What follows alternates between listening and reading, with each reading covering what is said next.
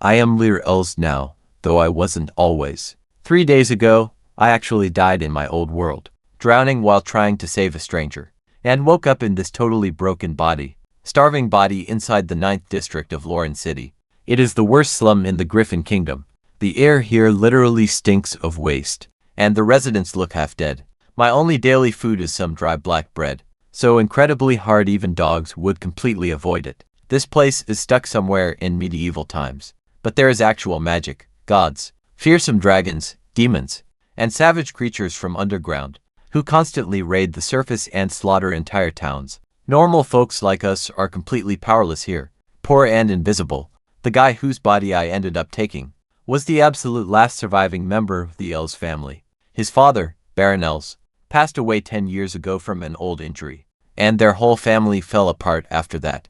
Under kingdom law, if no heir claims their noble title within 7 years, it gets revoked, but the original Lear was too young, only 15 when that deadline passed, and because of that, his family lost absolutely everything. He ended up in these slums, determined to reclaim his title. There is only one path left: become a frontier lord. That means traveling out into the wilderness, far beyond the kingdom's borders, and establishing a brand new settlement out there. Sounds easy, right? But in 2,000 years, our kingdom has only pushed 1,000 miles into it. The bones of fallen frontier lords could fill a mountain. Orcs, vicious vampires, undead, dark elves, and demons. This lawless wilderness is crawling with them. Yet, the original Lear applied anyway. He figured slowly starving to death in the slums wasn't any better than taking a wild gamble out there. But his body was just too fragile, passing away from a simple fall before he could even start. That's when I arrived. Meanwhile, my neighbor Jim, a very kind old man, this retired knight now scraping by at the docks, desperately tried to stop me, warning me about the terrors waiting in the wild, praying that the Duke would reject my application outright. But today, an Imperial soldier showed up at my door with a sealed document. Duke Lauren approved it. I must report tomorrow morning to collect my gear and claim my new territory. The paper also officially confirms my inheritance. I am finally Baron Lyril once again. Legally, there is no backing out. Any new frontier lord who tries to delay or make excuses, hanged as a deserter. In a crazy world packed with supernatural powers, escaping is not even an option. So I just stood there, staring at the paper, feeling the absolute weight of my situation. Is staying alive really this brutally hard? But right then, a faint blue light sparked in my mind, swirling together into a glowing screen covered in written text. Detection complete. You are now a lord. The intelligence system is now fully active. I leapt straight to my feet, my chest pounding. Whatever this thing was, it might be the only thing capable of keeping me alive. Out there, after Jim finally left, I immediately focused all my attention on the intelligence system. In my head, the screen refreshes once every 5 days, delivering 5 crucial pieces of secret information, each graded by how incredibly valuable it is, ranking from 1 star up to 6. And since it was my first time, a guaranteed lucky bonus. 1 intel piece was guaranteed to be 5 stars or higher. I quickly ordered the system to refresh, and 5 entries began appearing on screen. Blue panel, but the first 2 were only rated 1 star. The first was about a corrupt supply officer named Dern, planning to take a massive bribe to hand over special military supplies straight to some noble family called Ro. Completely useless to me, since my family's rank is way too low to qualify for that gear anyway.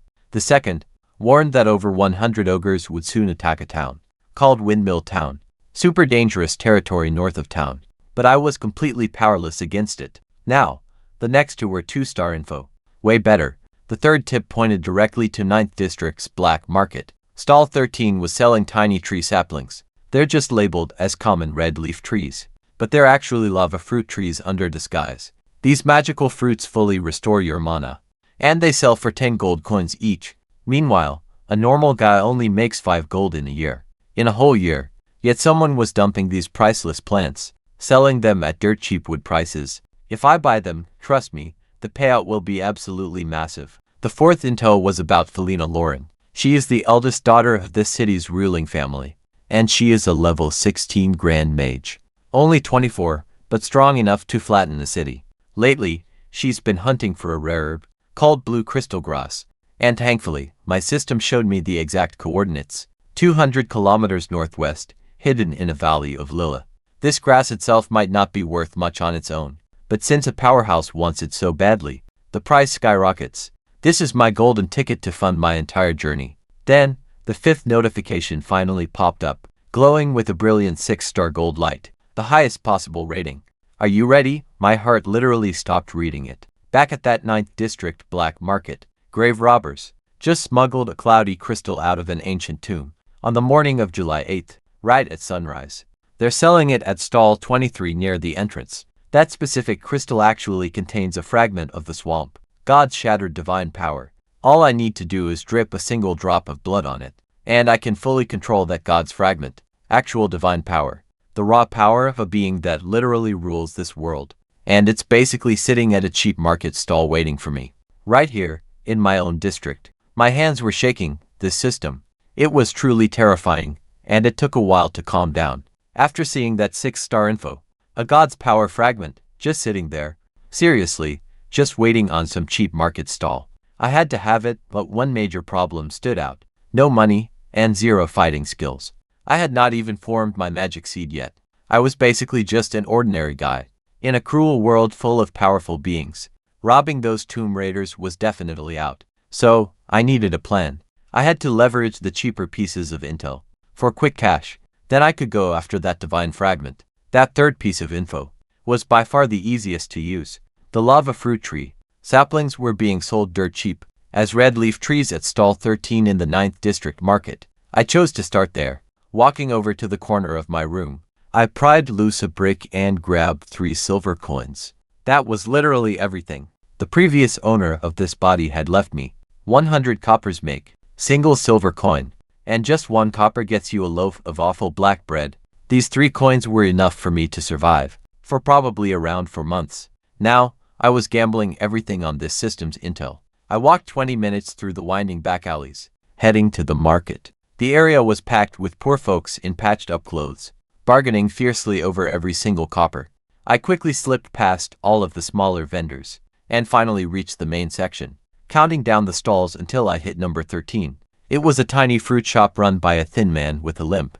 I noticed a triangle tattoo on his arm, the infamous mark of the Pure Blood Brotherhood, a brutal local gang, meaning this shop was likely a front. I knew I had to be extremely careful here, and not reveal what I truly wanted. I spotted those legendary lava fruit saplings right away, completely covered in foul-smelling mud. Only a few tiny red leaves were poking out. You honestly could not tell them apart from ordinary, cheap red leaf plants by looking. So I asked to buy various cheap common saplings, green fruit, long leaf, and red ones. This successfully hid my real target among the rest. There were only 12 lava fruit saplings total.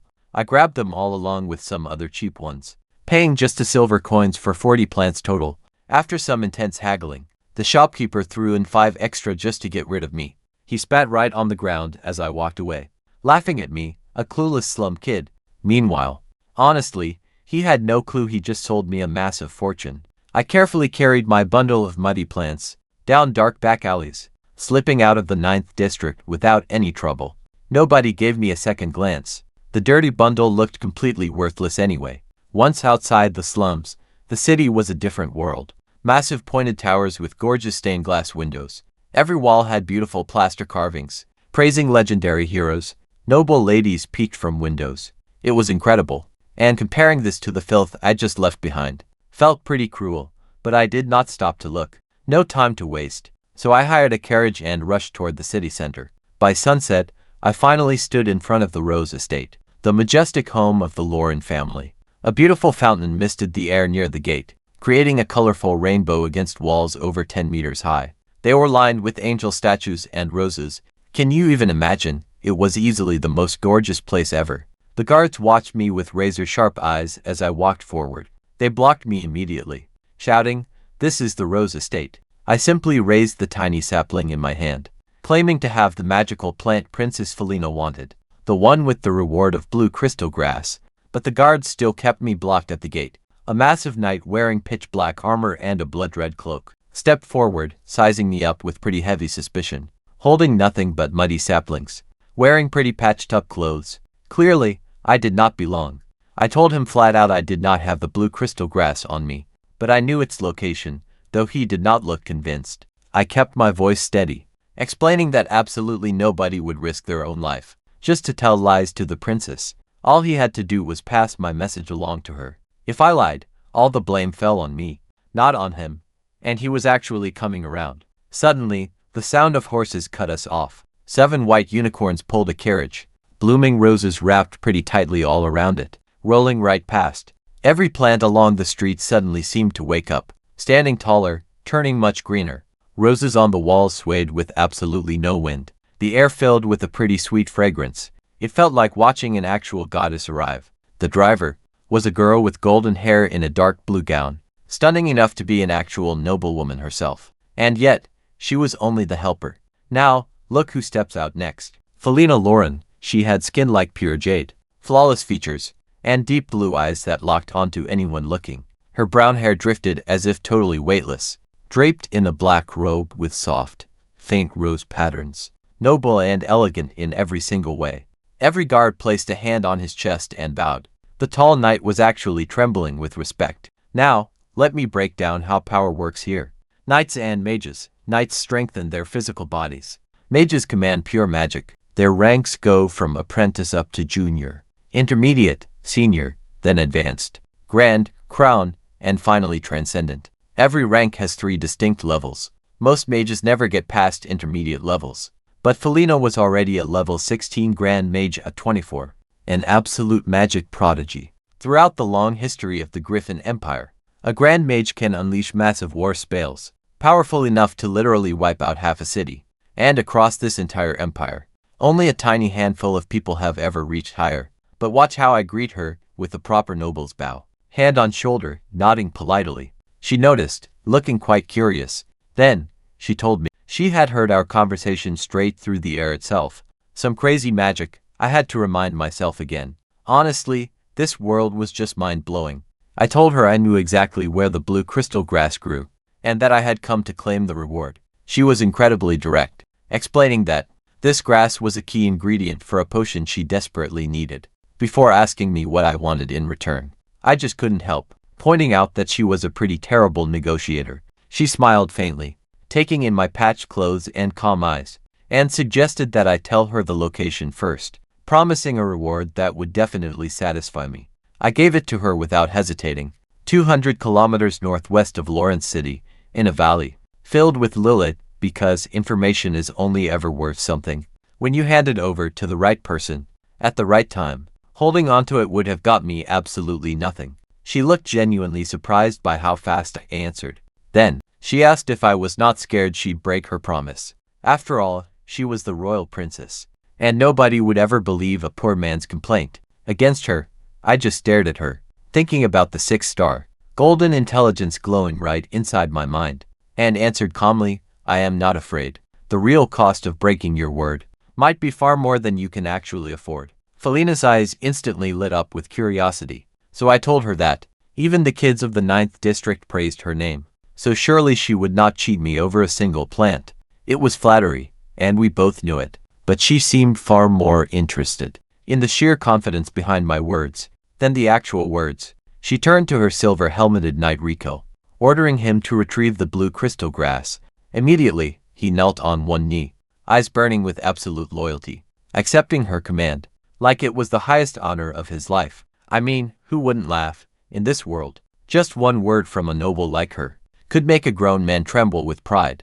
Then she chanted a spell in some bizarre tongue, and threw her head back toward the sky. An eagle's cry echoed from above us. Suddenly, a massive shadow dropped from the clouds. A griffin, lion's body, falcon's head, and eagle wings, stretching over 10 meters wide. Its glowing amber eyes were sharp as arrows, just standing on the ground. Its massive shoulders towered over 3 meters high. The heavy pressure radiating off it made breathing difficult. But fear, no way. I was actually excited. This was the world's real magic. Raw, legendary creatures that could never exist back home. Staring up at the beast, I realized that riding one through the open sky would be the most thrilling ride ever. Felina immediately caught my reaction. She looked pretty surprised that a regular guy, with no magic core, felt zero fear. Instead, I was looking at her terrifying war beast, the way a kid stares at a shiny toy. Rico mounted the griffin and took off. Those massive wings, kicked up a violent whirlwind, shooting straight up until they vanished into the endless clouds. Felina asked my name, so I introduced myself properly, Lyral, using a polite, noble greeting. Then, she totally surprised me. She offered to buy the lava fruit saplings I was carrying, explaining that these specific trees take 20 years of careful nurturing before they bear fruit, 20 whole years. By then, they are pretty useless to me. Only ancient nobles, with centuries of crazy wealth, could actually afford to wait that long, so I handed over all 12 saplings without hesitating. She took the muddy little plants in her pale hands, and the exact moment she touched them, they suddenly stood straight and came alive. Honestly, it is like a goddess of growth blessed them. She then told me to come back tomorrow morning, after choosing my frontier territory, and she would hand over my full reward. She promised it would satisfy me. I agreed, then casually added as best as I could that I was actually a bit short on cash, and asked if she could lend me 100 gold. The guards were totally shocked, a ragged slum dweller asking the princess for cash. They glared like I had insulted their goddess. Felina herself did not know whether to laugh or sigh, but she just waved to her maid, a pretty blonde girl named Molly, and ordered her to hand over the gold coins. I thanked her lavishly, maybe a bit too lavishly, actually, calling her completely magnanimous and admirable. She actually laughed. Molly brought over a small cloth bag. I opened it, quickly counting the coins, confirmed the amount was correct, then tucked it away. Felina watched me do all of this, completely without a hint of embarrassment, and smiled to herself. I quickly said my goodbyes and left. I already did the math before showing up. Those 12 saplings were worth maybe 30 gold coins on the open market. The blue crystal grass info was worth around 50, so 100 gold was already more than expected. Those extra supplies Felina promised later were just a sweet bonus. I knew when to stop. A smart gambler never chases every last coin. He knows exactly when to walk away. Check this out, in literally just half a day, I turned 2 pieces of 2-star intel into one very full purse. Honestly, those 1-star pieces of info were totally useless to me. I had 0 ways to act. But that 5th lead, the 6-star golden intelligence, the swamp god's own divine fragment, that was different. July 8th at sunrise. It was coming up fast, and I had to be ready. On the morning of July 8th, I threw on a black cloak to cover my face, and slipped into the 9th District's black market. This black market was legendary, famous all across the northern province. It only opened once every 3 days, tucked away inside old ruins deep in the worst slums. Honestly, the irony here is just wild. Mind-blowing wealth, trading hands in the absolute worst spot in the city. The crowd was packed, and over half of them had their faces covered. Just like mine, stalls sold literally everything imaginable. Weird minerals, beast fangs, swords, glowing potions, chained half-elf servants, and even 20 complete sets of royal army armor, with the Griffin Empire's seal stamped right on them, just sitting out in the open. Total lawlessness. I quietly counted stalls as I walked. The system had told me that crystal would land at the 23rd stall, right near the entrance at sunrise. But reaching that spot, I only found a ragged, one-armed guy selling some colorful rocks. No crystal ball anywhere. I scanned his 30 or 40 rocks carefully, nothing. Right then, the sun broke through the heavy morning mist, lighting up the dirty city streets. And right then, 3 guys in ragged clothes, carrying massive leather packs, stepped right up next to me, smelling heavily of dirt. The guy in the middle was pretty small and quiet, with a colorful toy propeller attached to his backpack. Pretty weird, right? Especially in a sketchy place like this. Without saying a word, they threw a dirty sheet on the ground, right next to the urinal, and began unpacking. The quiet kid pulled out a yellowish crystal ball. My heart literally stopped. They had just set up right in front of the old man's market stall, making their spot the 23rd. Turns out the system was exactly right. I calmed my racing heart and asked to examine their items. They agreed, just warning me to handle everything with care. Since everything looked pretty old, I took my time. I carefully examined every piece, one by one, for about 10 whole minutes, before finally picking up the crystal ball. It was fist-sized and freezing cold, covered in deep scratches from years spent underground. It looked completely ordinary. Nobody would ever guess that deep inside, it hid a literal fragment of a god's power, something that, wait for it, could drive everyone mad. I casually set it back down and just kept browsing, acting like I had no special interest in it. Then I started asking about prices. An ivory bowl for 10 gold, An ivory cup for 12. I asked about several items first, before finally pointing at the crystal ball. 10 gold coins, and I pretended to hesitate. I picked 7 items, put for back, and kept only 3, including that crystal, asking them for a bulk discount. They said they never bargain here, but they offered all 3 for 28 gold. I countered with just 20 silver coins, practically pocket change, and his face instantly changed. He said it was robbery, but after a long back and forth, we finally settled on 20 gold coins for all 3 pieces. Both sides seemed pretty satisfied. The old seller sitting next to us looked deeply regretful, wishing he tried to sell his goods to me first. Before leaving, I noticed a colorful little toy propeller hanging on the quiet man's backpack. I asked if he would part with it. He paused for a moment, then detached it with a small smile. My daughter gave it to me just this morning, but if you like it, just take it. His daughter, even brutal tomb raiders in this harsh world, still have people they love and come home to. I thanked him and walked out of the shady black market, holding that colorful bamboo dragonfly in one hand, and a bag of ancient relics safely in the other. My face remained perfectly calm, but on the inside, I was completely losing my mind. The swamp god's divine relic actually belonged to me now. Literally the most valuable item in this entire world, acquired for just 20 gold coins at a filthy slum street stall. Within only 2 days, I had pulled the ultimate card. Right as I walked away from that shady black market, my cheat information system booted up all by itself. Finishing that 6-star quest had just unlocked 3 extra bits of crucial news. Apparently, wrapping up any quest rated 4 stars or above drops bonus intel. The first leak showed me how to activate the relic. I simply had to drip some blood onto the crystal, and the swamp god's spark would fuse with my soul. There was a catch. I would fall into a heavy coma for 10 hours while it happened, meaning I had to find a totally secure hiding spot. Now get this. Tomorrow covers the territory selection. Out of the available areas, one is explicitly named the Muddy Swamp, and tucked deep inside lay a real fragment of swamp authority. See, a core is really just an empty container. Authority is the actual raw force that fills it up. Without both, this legendary power is useless. I absolutely had to grab that plot before those other frontier lords can even touch it. The third secret pointed directly to the slave market. Over in District 2, a trading guild called Dragonfang plans to put 2 squads of swamp lizard folk on sale. Tomorrow afternoon, 200 warriors, all level 6 junior knights. The dealers could not handle them anymore, and wanted a quick payout way below market price. Usually, just one level 6 knight costs 100 gold, but with my divine core, I can force these lizard warriors to obey my commands, shaping them into the first army for my brand new land. Problem is, I only had some spare gold coins left, so buying the entire group seemed pretty out of reach. But hey, if I do run out of cash, Princess Felina and I are already on quite excellent terms. Securing a small loan from her should be quite easy. So I hopped in a carriage to the Rose House, easily the best inn in Lawrence City, run by Felina herself. Just one night there cost a whole gold coin, when normal workers only make 6 gold a year. But I wasn't doing this for luxury. This place was barely a kilometer from the Grand Duke's mansion, right in the most heavily guarded district around.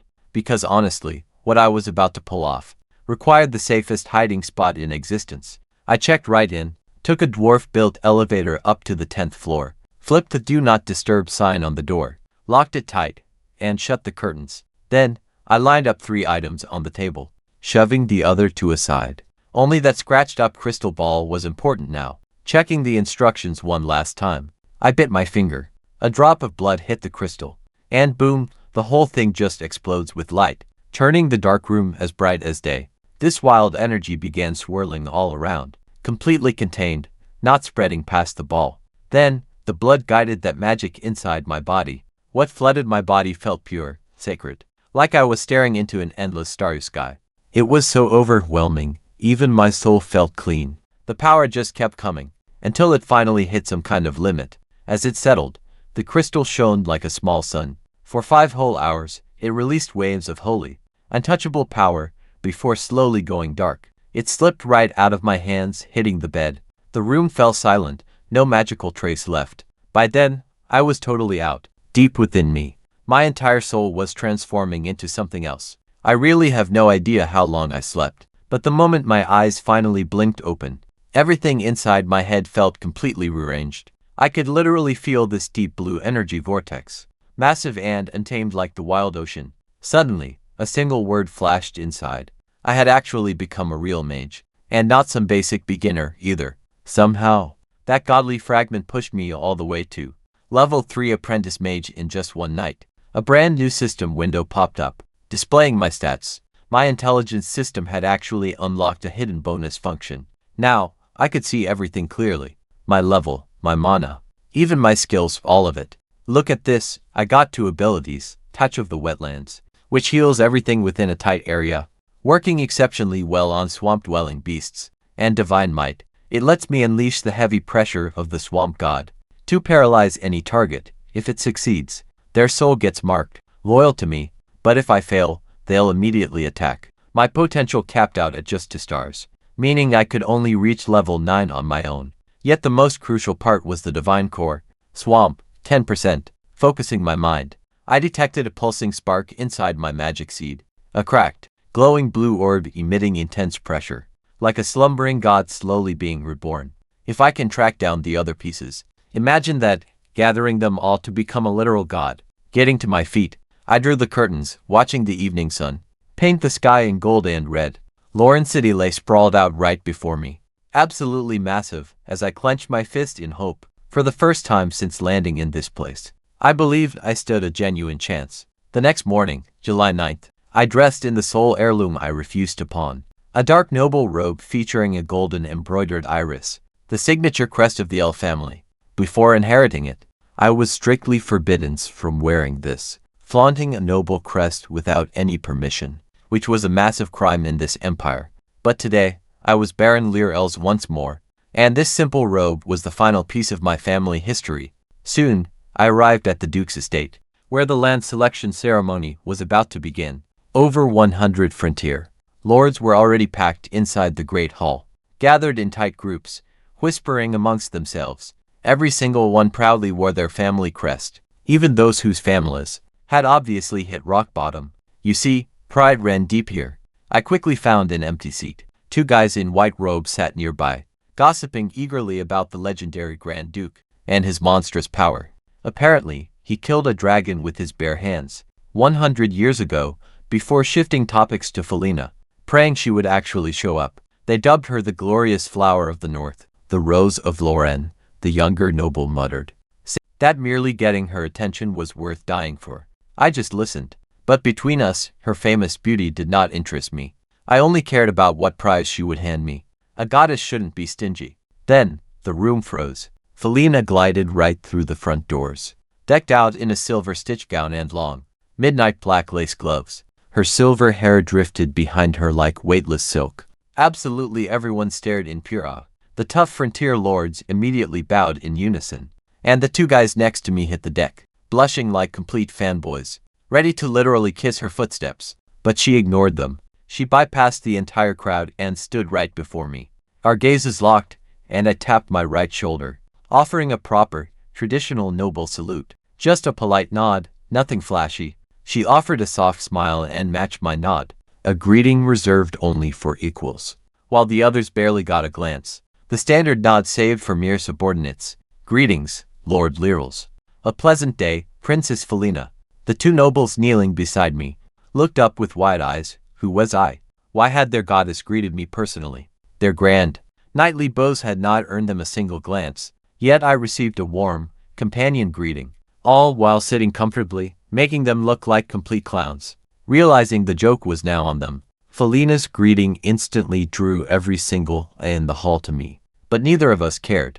She was totally used to being the center of attention, and after merging with that divine fragment, my mindset completely shifted. Even someone as incredibly extraordinary as her could not shake my focus anymore. She stepped onto the grand platform to give a speech. Her soft voice slowly grew powerful, talking about the empire's 2,000-year history and the ancestors who bled for its glory. She spoke of how everyone standing here had already proven their deep courage. By choosing this dangerous path, she called us heroes. The crowd absolutely ate it up, faces flushed, blood boiling. Everyone stood ready to charge into the wilderness. Right then and there, I understood that burning feeling completely. You had to live as a broke, ruined noble, forgotten, clinging tightly to the last scraps of pride. To really understand those powerful words. But look closely, she got straight to business. A glowing magic map appeared behind her, shining blue, shimmering with flowing rivers and swaying trees. It showed the wild lands surrounding Lauren City, crafted from over 1,000 years of exploration. Green zones marked territories already claimed, or those still in their 5-year development period. Everything else remained wide open. There were maybe 200 or 300 green zones, scattered across the map, half showing town icons. Compared to that endless, vast wilderness, after 1,000 years, they looked tiny. Only about 100 territories had been successfully established. Most were small towns within 300 to 500 kilometers of the city. Honestly, that alone tells you everything about how many frontier lords actually survive. Their excitement cooled when they saw those grim numbers, but others burned even hotter, staring at those town icons with hungry eyes. A few settlements had actually grown to over 200,000 people. Those founding families held massive power. Even Lauren City itself, the greatest city up north, was built over 1,000 years ago by the very first frontier lord, the legendary Duke of Lauren himself. If he could pull it off, why not them? Felina ordered everyone to start choosing. I spoke up first. Your Highness, I have already made my final decision. Every single head turned toward me. Felina's eyes flashed with curiosity. Lord Lear? For my choice, I pointed at the map. The muddy swamp. The hall instantly erupted. Can you really blame them? The muddy swamp was over 1,000 kilometers from Lauren City. That meant over half a month of travel. Absolutely nobody in history had ever successfully built a territory that deep into the wild. Felina warned me herself, telling me the dangers out there were completely beyond imagination. I replied quietly, if nobody has done it yet, then I will be the first. The room went completely still. Then, I saw a sudden shift in their faces, genuine respect, whatever they thought of my chances. My words had definitely struck a nerve. That is the whole point of being a frontier lord, going exactly where nobody else would ever dare. Felina stared at me for a long, silent moment. Lord Lear, your courage is truly admirable. And I could tell she was genuinely curious. She just couldn't understand where my confidence came from. How could a poor, fallen noble act so fearless? But get this, I knew a massive secret she didn't. That swamp held a divine fragment, the final piece. It would make my divinity core completely whole. So that swamp wasn't a death trap. It was actually exactly where I needed to be. I left right after claiming my territory. The lizard folk auction started this afternoon, and tomorrow, the intel system would refresh with new secrets. I had plenty to do, but as I left the hall, Felina's blonde maid Jasmine blocked my path and led me to a private room. Felina wanted a private word. I waited only a few minutes before she entered, looking incredibly graceful with her long hair flowing. She reminded me right away. I still owed her 100 gold. I smiled, saying we were friends. And once I built up my new territory, I'd pay her back double. She chuckled at that word, calling it an honor, but quickly got straight to business. She revealed the blue crystal grass was safely in her hands. It was a pretty crucial ingredient, needed for her next advancement, from level 16 to level 17. No wonder she wanted to find it so badly. I said we were officially even. She got her crucial rank-up material, and I got 100 gold coins when I was broke. She smiled, saying I couldn't calculate things so simply. She had already quietly investigated my situation and prepared supplies for me. Jasmine handed over a list, and I read it carefully. Food, farming tools, ironware, 30 entire wagons of goods. But wait, check out the rewards at the bottom. 1,000 gold coins, cash, 200 sets of standard Lauren City Guard armor, and 100 slave craftsmen. That armor alone was worth an absolute fortune. 20 gold coins per set, for 200 sets. That was 4,000 gold coins total. A regular worker would need 800 years to earn that. I just looked at her, and promised I would always remember her kindness. She teased me for being way too formal with a friend. I paused, then smiled. Then let us start over and introduce ourselves again. Greetings, I am Lear Els. Felina Lauren's maid looked totally shocked. Calling a princess by her first name was absolutely unheard of. But Felina sensed the deep sincerity behind it. Something in her eyes completely softened, and she returned my casual greeting the exact same way. Greetings, Lear Els. I am Felina Lauren. Then she waved her hand, and a tiny wooden cage materialized right out of thin air. Inside sat this chubby, gray insect munching happily on green leaves. It really looked like nothing special. Just a fat bug she called a swamp mud insect, found in ancient ruins. She mentioned that, according to ancient legend, once fully grown, it hunts dragons. But the thing had been sleeping in those ruins for far too long, and even after feeding it tons of high-grade magical plants, she could not wake its power. Maybe returning it to a swamp would help. She handed it over to me as a token of our new friendship. I let the tiny creature crawl onto my finger and just stared at it. This little thing can actually hunt dragons. Sounds like a wild fairy tale, right? But I knew a secret. My swamp divinity core actually controlled all swamp life. If anything could wake this sleeping insect up, it was definitely the power resting deep inside my soul. I thanked her, then reached deep inside my robe, and pulled out something of my own. A simple, colorful bamboo dragonfly that I got from a black market tomb raider, crooked and childish. Just a toy his little daughter had made for him. Her maid just stared at it in pure disbelief. After everything the princess had just gifted me, this was my return gift, but Felina took it. She smiled warmly while turning it over in her hands. I accept your gift, she whispered. It is honestly the first time anyone has given me such a meaningful gift. She tucked it away carefully. Then she pressed 3 fingers to her forehead, and gently raised her hand toward the sky. May the goddess protect you on your journey. Her gaze was quite warm but serious as she stared. I completely understood her silent, unspoken message right then. Come back alive from that dangerous wilderness. My friend, I fully intended to. Once I left Felina, I boarded a carriage, heading straight toward the slave market. Along the journey, a fascinating thought crossed my mind. When looking at Felina a moment ago, an odd status screen appeared in my mind, revealing her level, Archmage level 16. Yet her potential was just blank question marks, way too high for me to see. Her maid, Jasmine, was a level 12 advanced knight, powerful enough to instruct at the Royal Academy. This system, it could actually scan anyone else's stats as well. Talk about a cheat. Keeping 1,000 gold coins on my person, I sent the rest of Felina's supplies back to the Rose House for safekeeping. The market was about an hour away in District 22, easily the biggest in the whole north. Once I arrived, believe me, this place was on another level.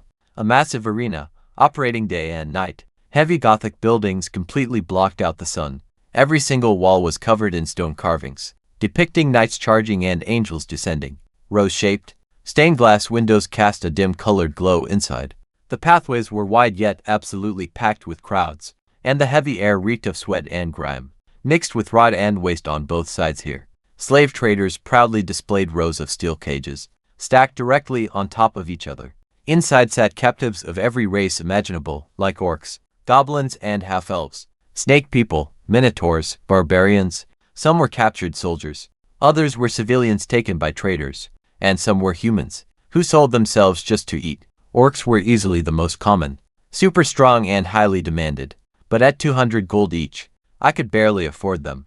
I quickly found the Dragonfang Guild. The sign outside had a pretty cool permanent spell on it, making anyone who looked at it understand the words instantly. It basically beamed a mental message directly into your head. The boss, a pretty jolly, chubby merchant named Macon, welcomed me warmly. He immediately started pitching his top sellers, like orcs and minotaurs, but I stopped him to ask about swamp beasts. He looked shocked but offered 3 types. Swamp orcs at 50 gold each, half fish folk for 20, and mud dwarves at 20. All pretty decent for swamp life, but none of these worked. I asked if he had stronger options. He thought about it, then shook his head. Swamps are quite rare around here, so those specialized slaves are hard to find. No lizardmen. My stomach sank. Was the system actually wrong? Suddenly, a young worker ran over and whispered quietly to Macon. I caught the words, wetland lizardmen, and rebelled again. Macon's face twisted in annoyance. He grumbled about trying to sell them to the arena, but even they turned him down. Those lizardmen were just too savage to handle.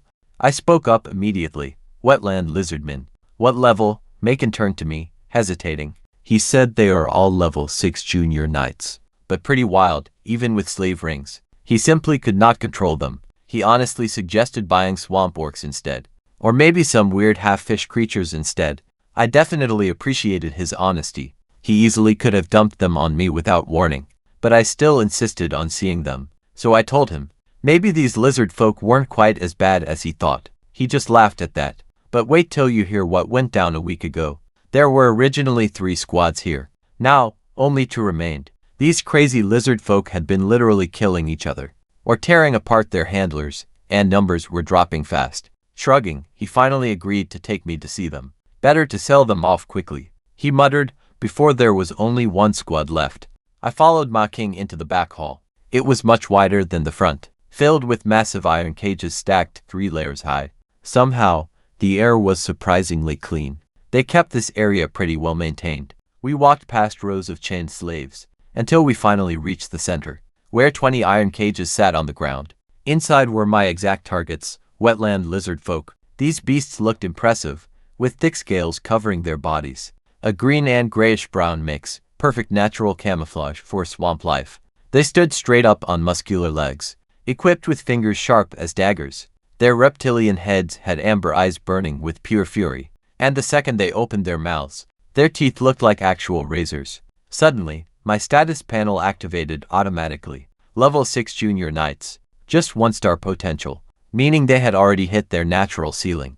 They possessed 2 unique skills. Scales, which provided armor-like defense, and ferocity, which basically forced them into a wild, berserk state during battle, or when taking damage, completely ignoring pain, attacking without ever stopping. The second we stepped close, things got dangerously wild, screaming out curses in their harsh reptilian tongue, charging the iron bars, and biting the metal with awful, screeching noises. Even with chains on their hands, bound at their necks, they showed zero fear. Macon explained the situation to me. A week ago, there were over 340 of them. Now, only 203 survived the enslavement rings, a twisted magic device that sends pain straight to the soul. It usually breaks any slave's will instantly. Even mighty orcs couldn't resist it. But these guys, no. If a slave resists the magic way too fiercely, it detonates, blowing their head clean off. Over 100 lizard folk had already died that way. Death over submission. To any normal slave trader, that was a complete nightmare. For me, absolute perfection. A savage force of fighters who feared no pain, or death, if I could somehow win their loyalty. Instead of just forcing obedience, they would be a terrifying force any frontier lord could ever ask for. And since I had my unique swamp divinity core, I absolutely could. Macon offered them for 20 gold coins each. He paid way more, but I offered 10. That face of his twitched, but he saw I wasn't desperate. He knew absolutely nobody else wanted these stubborn creatures. Gritting his teeth, he finally agreed. I told him there was just one problem. My pockets only held 1,000 gold coins. 200 lizard folk at 10 gold each meant 2,000 total. I asked to pay 1,000 coins upfront, and then deliver the rest in 3 whole days. Tomorrow, my intelligence system would refresh, and I felt pretty confident I could earn the difference. If not, well, Felina and I were basically old friends by now, so borrowing another 1,000 shouldn't be too hard. But before Macon could answer, 2 lizard folk, they went wild, slamming their heads and claws violently against the metal bars, letting out absolute, terrifying fury. Then, 2 loud pops, their heads burst like watermelons. Blood splattered everywhere as those enslavement rings detonated. They fought back, enduring that soul-tearing torment until the very end. Macon's face went completely stiff. He turns around, desperately trying to apologize. But before he can finish, boom! Another explosion, another dead lizard man. The blood smell is pretty overwhelming. Macon completely snaps, 1,000 gold coins. Take them all right now, just get them out. He is absolutely done. Never again does he want to see them. I hand over the cash without hesitating once. Honestly, seeing those heads burst, and breathing in that thick copper stench makes my chest thud. Sure, I had seen corpses in the 9th District back alleys, but never anything this savage. I slowly forced my breath, and pushed the panic down. In this brutal world, weakness is a death sentence. Scenes like this will soon be totally normal. I pass Macon the heavy pouch of gold. He grabs it, getting ready to count the coins. But wait, he notices something. The rose pattern stamped on the leather. His eyes pop wide. That mark belongs only to Princess Felina. No one in the entire city would dare counterfeit it. After that, he looks at me completely differently. I tell him outright, the gold is actually a direct gift from the princess. And honestly, frontier lords are quite poor. Accepting help is just practical. He swallows hard, nodding along silently. But I can tell his mind is racing. desperately trying to guess my real identity. His respect goes up another level, especially once his servant verifies the gold is real. Next, he hands over a short control staff. It commands the brutal slave rings, locked tight around the lizards' necks. Get this, the collars drain their life force, meaning they keep working as long as they are breathing.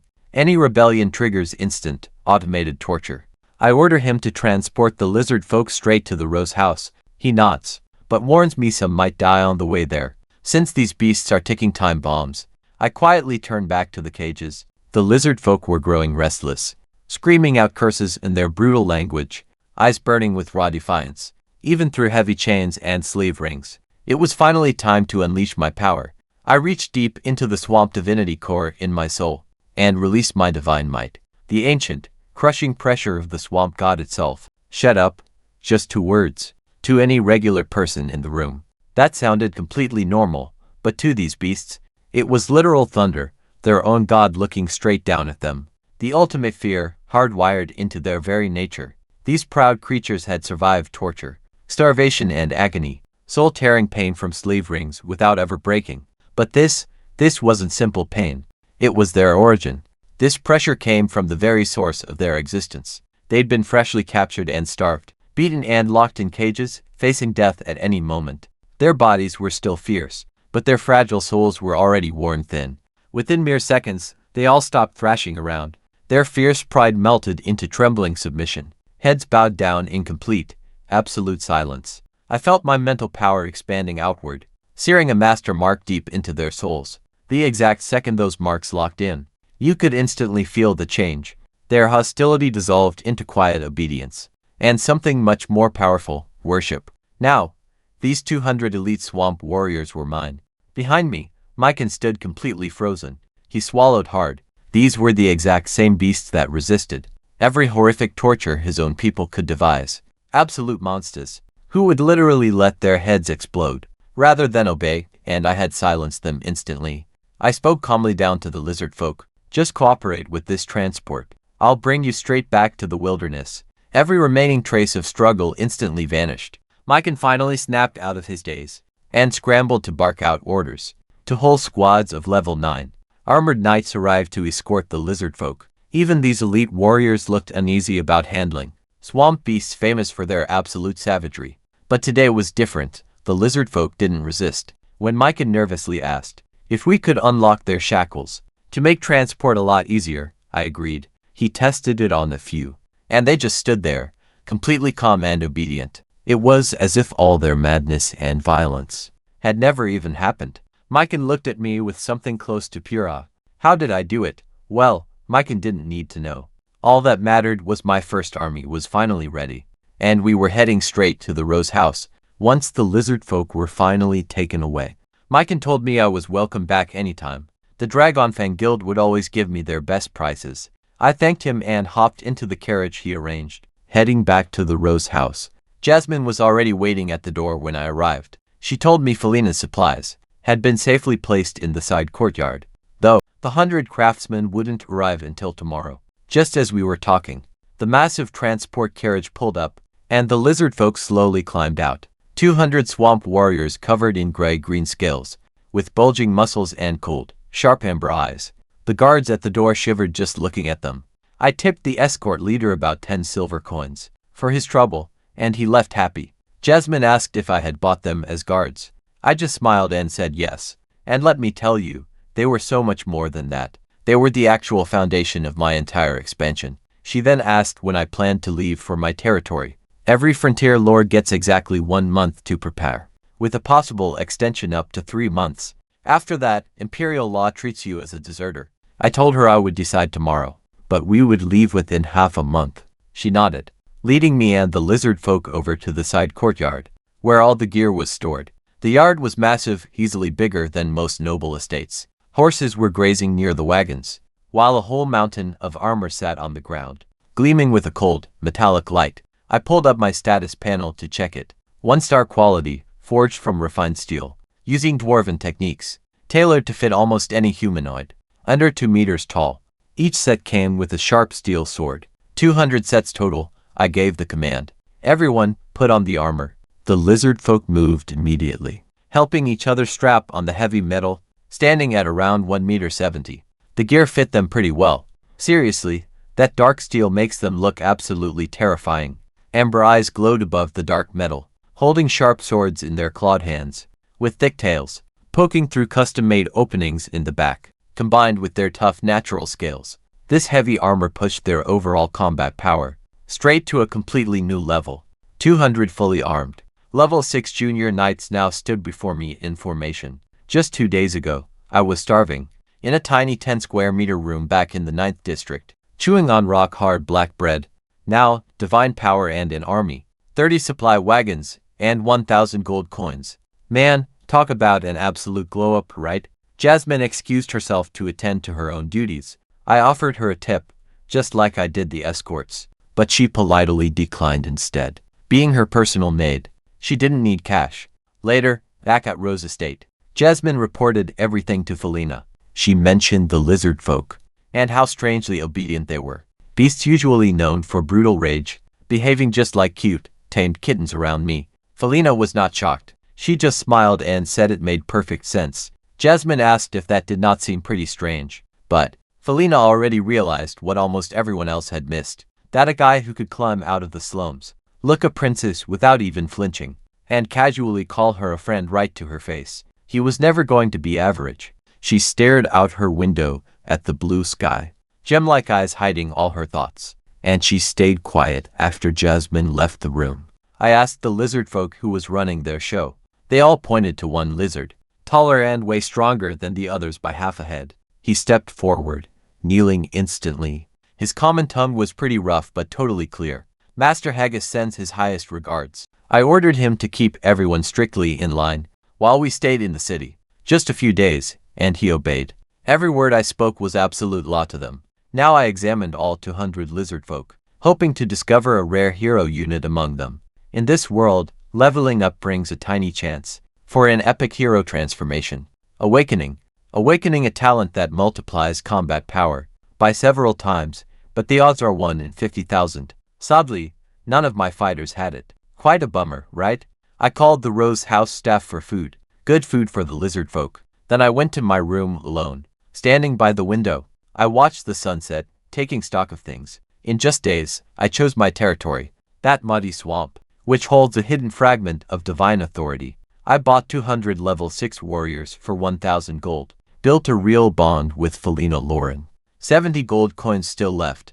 30 supply wagons and 200 sets of armor. And that swamp divinity core now merged with my soul. Not bad for a guy who was chewing rock-hard black bread in a slum just 3 days ago. That night, I waited until midnight. The dwarven clock towers chimed 12 times across the city. On July 10th, my intelligence system was ready to refresh. I triggered the command instantly. 5 fresh pieces of information popped up. The first report was 1 star. Some town would be attacked by harpies tomorrow. Way too far and not my problem. The second was also 1 star. But get this, it's about Felina's past. When she was little, bandits ambushed her carriage. She survived by hiding inside rose bushes. And that experience awakened her unique talent. The Rose Lord. That explained why everything around her involved roses. Her estate, her inn, even her magic. The third was a 2 star. And man, was I excited. At the black market stall 24, the one-armed, old man's stall, right next to where I bought the divine fragment. One of his stones held an ancient beast crystal core. Most of its energy was drained, but it was still incredibly powerful. If I fed it to Hagas, my strongest lizardman, it could trigger a complete bloodline evolution. No other lizardman could survive that brutal transformation. Just when I had been wishing for a hero unit, the system dropped exactly what I needed. The fourth was also 2 stars. In the slave market district 5, shop 19, a guild called Grey Mist, was selling what they thought was ordinary, dried earth dragon dung, but it actually came from a real adult dragon. The powerful aura had just faded with time. Soaking it in blood would restore the dragon's scent. Carrying it through the wilderness would keep all dangerous creatures away, making my long journey to the muddy swamp far safer. For a trip over 1,000 kilometers through hostile territory, this was priceless. The 5th piece was 3 stars and the most urgent. In 20 days, a massive riot would erupt 500 kilometers into the wild. Savage tribes clashing over a shattered ancient relic. If I did not leave for my territory before July 15th, That crazy chaos would block my path, delaying my journey by 7 whole months. Plus, that core fragment of swamp authority, hidden in my land, would awaken within 6 months. If I missed this window, you just know someone else would snatch it first. I had to move fast. 5 days left. No golden 6-star secrets were coming this time around. But these 5 clues combined gave me a solid plan. Upgrade Hagas with dragon dung for safe travel, and hit the road immediately. Before the wilderness exploded into war, I lay there on the bed, spinning every single piece of information in my mind, mapping tomorrow's moves. Soon, heavy sleep pulled me under. Early on July 10th, I headed to the slave market before sunrise. Thankfully, the morning fog helped mask the smell. I eventually found the Grey Mist Trading House in District 5, a small shop that did not sell slaves, but everything related to them, like shackles, chains and neck locks. Spiked whips lining the shelves. I suddenly spotted bunches of dried droppings. Most were just fresh earth dragon dung. But check this out, hidden right at the bottom sat an older dusty pile, looking completely different from the rest. My status panel instantly confirmed it. To star quality, genuine dragon dung. Soaking it in blood would reactivate the dragon's aura, scaring off any beast while traveling through the wild. The sharp-faced shop owner, a thin man wearing a gem-studded robe, tried to sell it to me as premium, level 12 earth dragon dung at a major discount. I cut him off, saying nobody else wanted this stuff. It was losing its potency sitting on his shelf, and if I didn't need to go deep into the wild, I wouldn't take it for free. So we settled on 20 silver coins for the whole pile. That was 10 to 20 pounds of what was secretly to star dragon treasure. The merchant believed he made a brilliant sale of worthless junk. I walked right out in under 2 minutes, packed with dragon aura to shield my entire caravan, across 1,000 kilometers of hostile territory. The next day, on July 11th, I headed straight back to the black market. The one-armed old man at stall 24 recognized me instantly. The idiot who spent 20 gold on Tomb Raider items just days ago. He grinned and immediately started his pitch, claiming he had fresh stock covered in dragon blood, with gold inside. I ignored his sales pitch and quietly searched through his raw ores. None of them mattered. What I wanted was the dark stone. He was casually rolling in his hand, the one he held just to look impressive, while sitting right at his stall. But guess what? My system panel already revealed its secret, an ancient beast crystal core.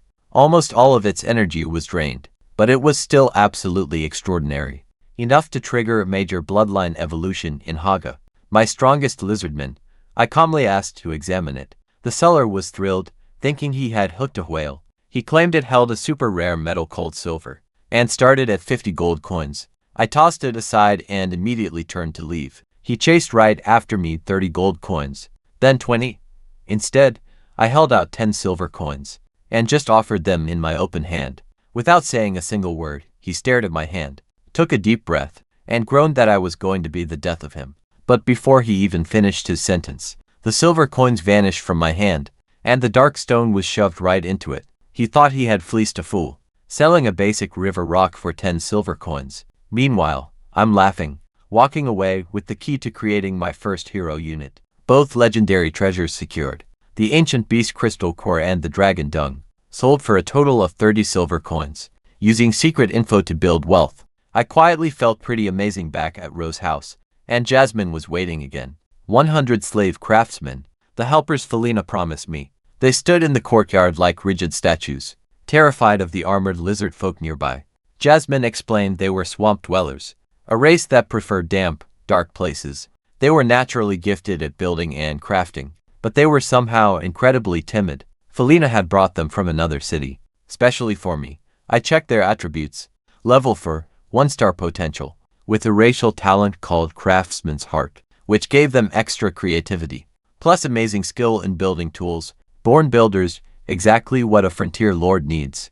Then, Jasmine handed me a scroll, a magic map to guide me through the wilderness, directly to my territory. Most frontier lords got maps lasting 3 months, before the magic faded away. But this was a personal gift from Felina, clearly far superior. When I opened it, the terrain moved like a living painting. Mountains, rivers, trees, all flowing. A 6-pointed star marked the muddy swamp at the end, with a flashing dot showing my current location. Seriously, it was like a fantasy version of GPS. The sheer quality told me how valuable this gift was. I owed Felina a serious debt, and I fully intended to repay her someday. Jasmine wished me a glorious return, placed her hand on her chest, bowed, and walked away without looking back. I turned back to the swamp dwellers.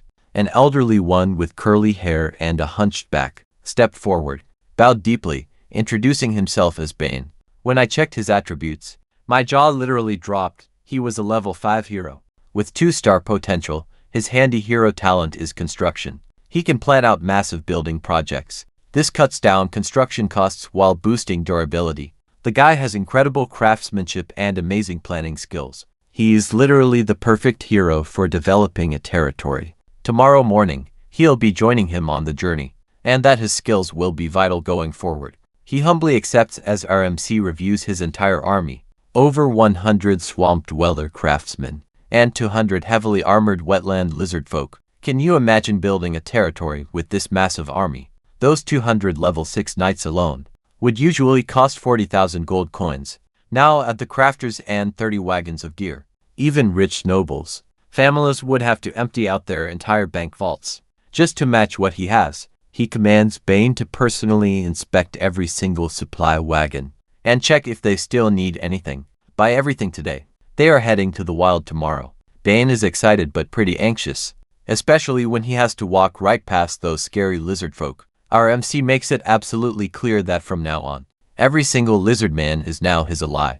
Their weapons are strictly reserved for enemies, so Bane steals his resolve and gets right to work. These loaded supplies are unreal. Felina really thought of everything: food, clothing and tools, all packed into 30 massive wagons. One wagon alone holds tons of Naya rice, a rare 1-star magic food made by an ancient saint. Just half a pound can keep a man full for 5 days straight. Honestly, major powers would literally hoard this stuff. Yet she gave him an entire wagon, which is enough to feed 300 people for half a year. With all preparations checked, he turns to the absolute tallest, most intimidating powerhouse among the lizard folk. Haggis, follow me.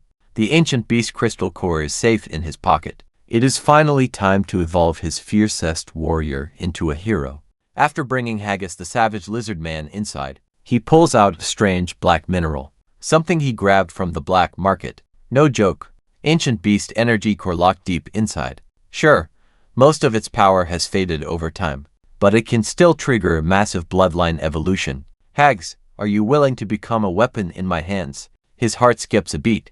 To become a true hero.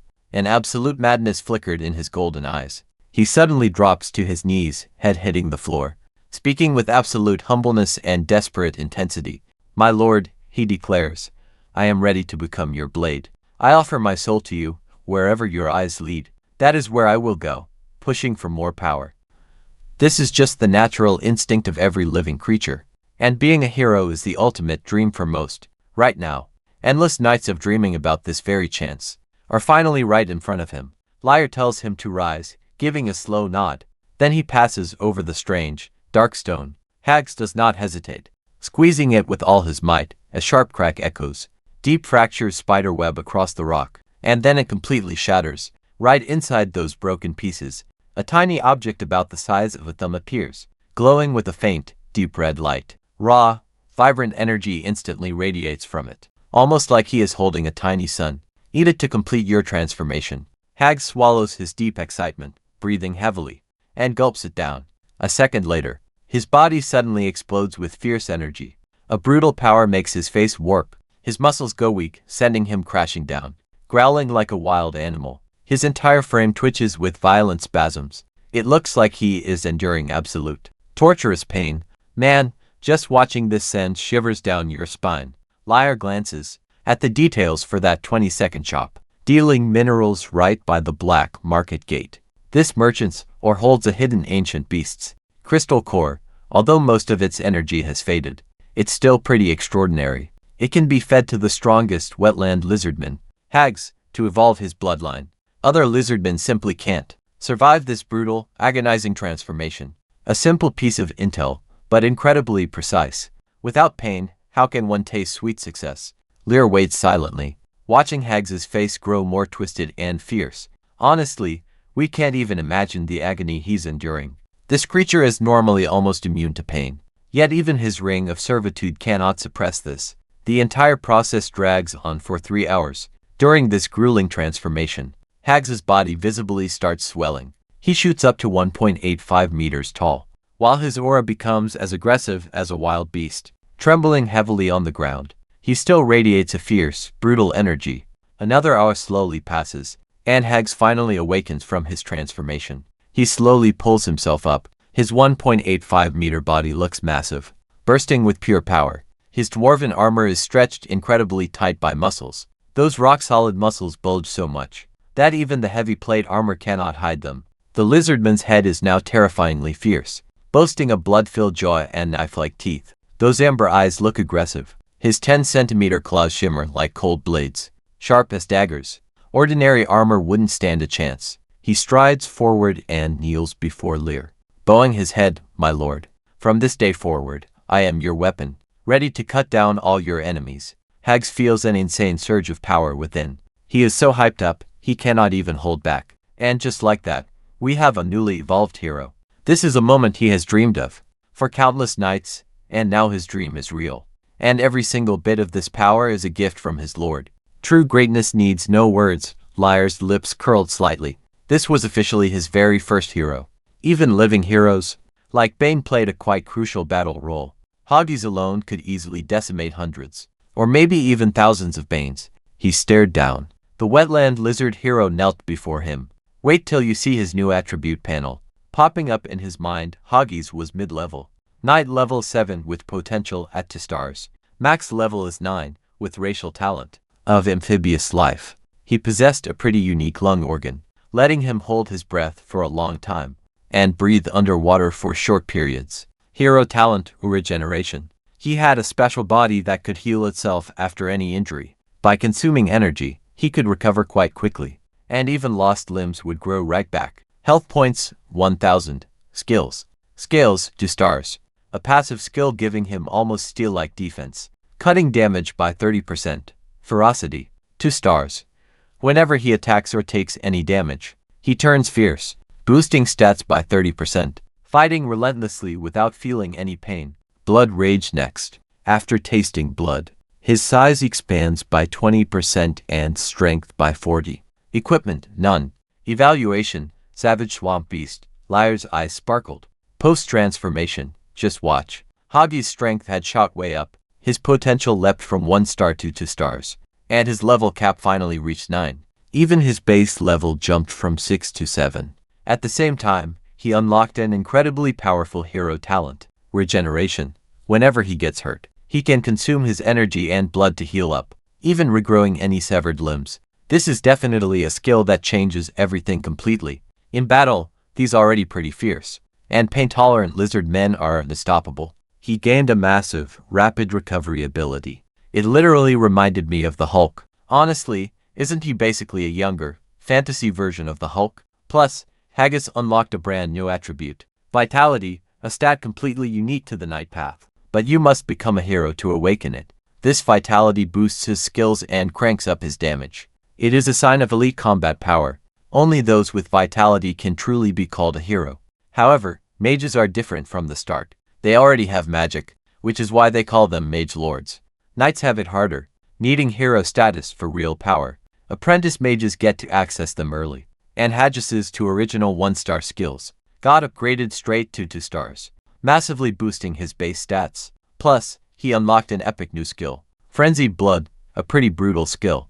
Honestly, after becoming a real hero, Haggis's combat power completely skyrocketed. Now he can easily tear through 2 or 3 squads of swamp lizardmen entirely alone. Watch this. That's what a hero unit does. A real fighter, unlike support-focused heroes like Bane, those focusing on everyday skills will only ever be followers. Only strength decides fate. Get up, go back, and manage your companions. Tomorrow morning, we set off for our new territory. That place will be our future home. Haggis took a deep breath and bowed his head respectfully. As you wish, he said, then left the room. That's when the system quietly pinged. New intelligence unlocked. You successfully trained a hero unit. And you've received an extra bonus tip. There is a magical plant called Whiteflower, longleaf grass growing deep in the muddy swamp. It contains rare energy. Once Haggis eats it, his potential will instantly increase to 3 stars. Liar was completely stunned at first. Then, he couldn't help but smile while reading over the fresh details. Wait, is there seriously more info? This white flower leaf grass. It can boost Hoggis's potential from 2 stars to 3 stars. Now, a 2-star hero is pretty decent, but their level cap stops at 9. Pushing him to 3 stars makes him a high-tier hero. The biggest benefit is clear. His maximum level cap finally jumps up to 12. Combat power gets a massive boost, and it is not just some basic stat increase. Absolutely incredible, right? Backed by this overpowered intelligence system, Hoggis might actually become an elite powerhouse down the road. Right at this moment, Hoggis marches straight back into the Rose house-side yard. The moment the wetland lizardmen feel him coming, confused expressions cover all their faces. They grow restless, sensing the aura on Lord Hoggis. Once Hoggis confirms it, they are left utterly speechless. Pure fanatical excitement burns in their eyes. What did the Lord of Domination actually give Hoggis? How could he evolve into a hero in just a few hours? Long live the god of swamps. Could it be that their lord is a divine being, sent down to save them all? Watching this unfold, Bane looks more and more stunned. Only he knows the brutal hardships and trials he endured to finally become a hero. He never expected a hero title could be granted, like some cheap, instant reward. To Bane, Liar is suddenly incredibly mysterious. After getting some rest on the night of July 12th, Liar rallies his army at the break of dawn and packs up supplies. Paying his bill at the Rose House, he rides the convoy's best black horse, guiding his swamp folk to catch up with 30 wagons, packed with goods as they slowly leave town. 200 perfectly organized wetland lizardmen march right behind his guards. The entire army moves out into the open wilderness. He has been waiting for this exact moment. Seriously, who would not be hyped right now? In the quiet morning dawn, there are barely any people walking the streets. Strangely, this wide street is pretty empty. Its thick bluestone road is over 150 meters wide, with 8 separate carriage lanes on each side, leaving plenty of room for pedestrians. 20 grand roads like this. They crisscross and connect the entire city of Lorraine. Just hauling these massive stones into the city was an absolutely massive project. Houses with pointed, steep roofs rise up proudly along both sides of the street. These old homes are quite exquisite, interlocking like jagged teeth. Floating colorful glass reflects light, while the highly detailed hero carvings on the walls whisper stories of the city's ancient past and glory. Right at the main intersection stands a towering clock tower, standing over 20 meters tall with a dwarf cast. Its short brass clock ticks steadily away. At exactly 3 and 6, 9 and 12 o'clock, the whole city echoes with its deep, booming chimes. Wait for it, you can hear the march of time from anywhere. The Lauren family spent 1,000 years building this masterpiece. It is the strongest shield for the northern province of the Griffin Empire. To defend against dangerous wilderness invasions, a sparkling jewel just past the busy streets, a convoy slowly passes through the massive and majestic city gate of Lauren. Liar looks back at the towering city walls, which look like giant, unmoving mountains. They stand over 100 meters high, and the stone is pretty heavily scarred by wars. Like a veteran of many battles, various heavy siege weapons line the battlements, catapults and heavy crossbows. Countless arrow towers are tightly packed. At the gate, 2 giant statues, standing 120 meters tall with swords. They stand majestically like divine guardians, their giant swords crossing midair. They seem to warn the entire outside world that Lorraine City is completely invincible. Those 2 giant statues were rebuilt over 10 times, and after every war, they rise taller.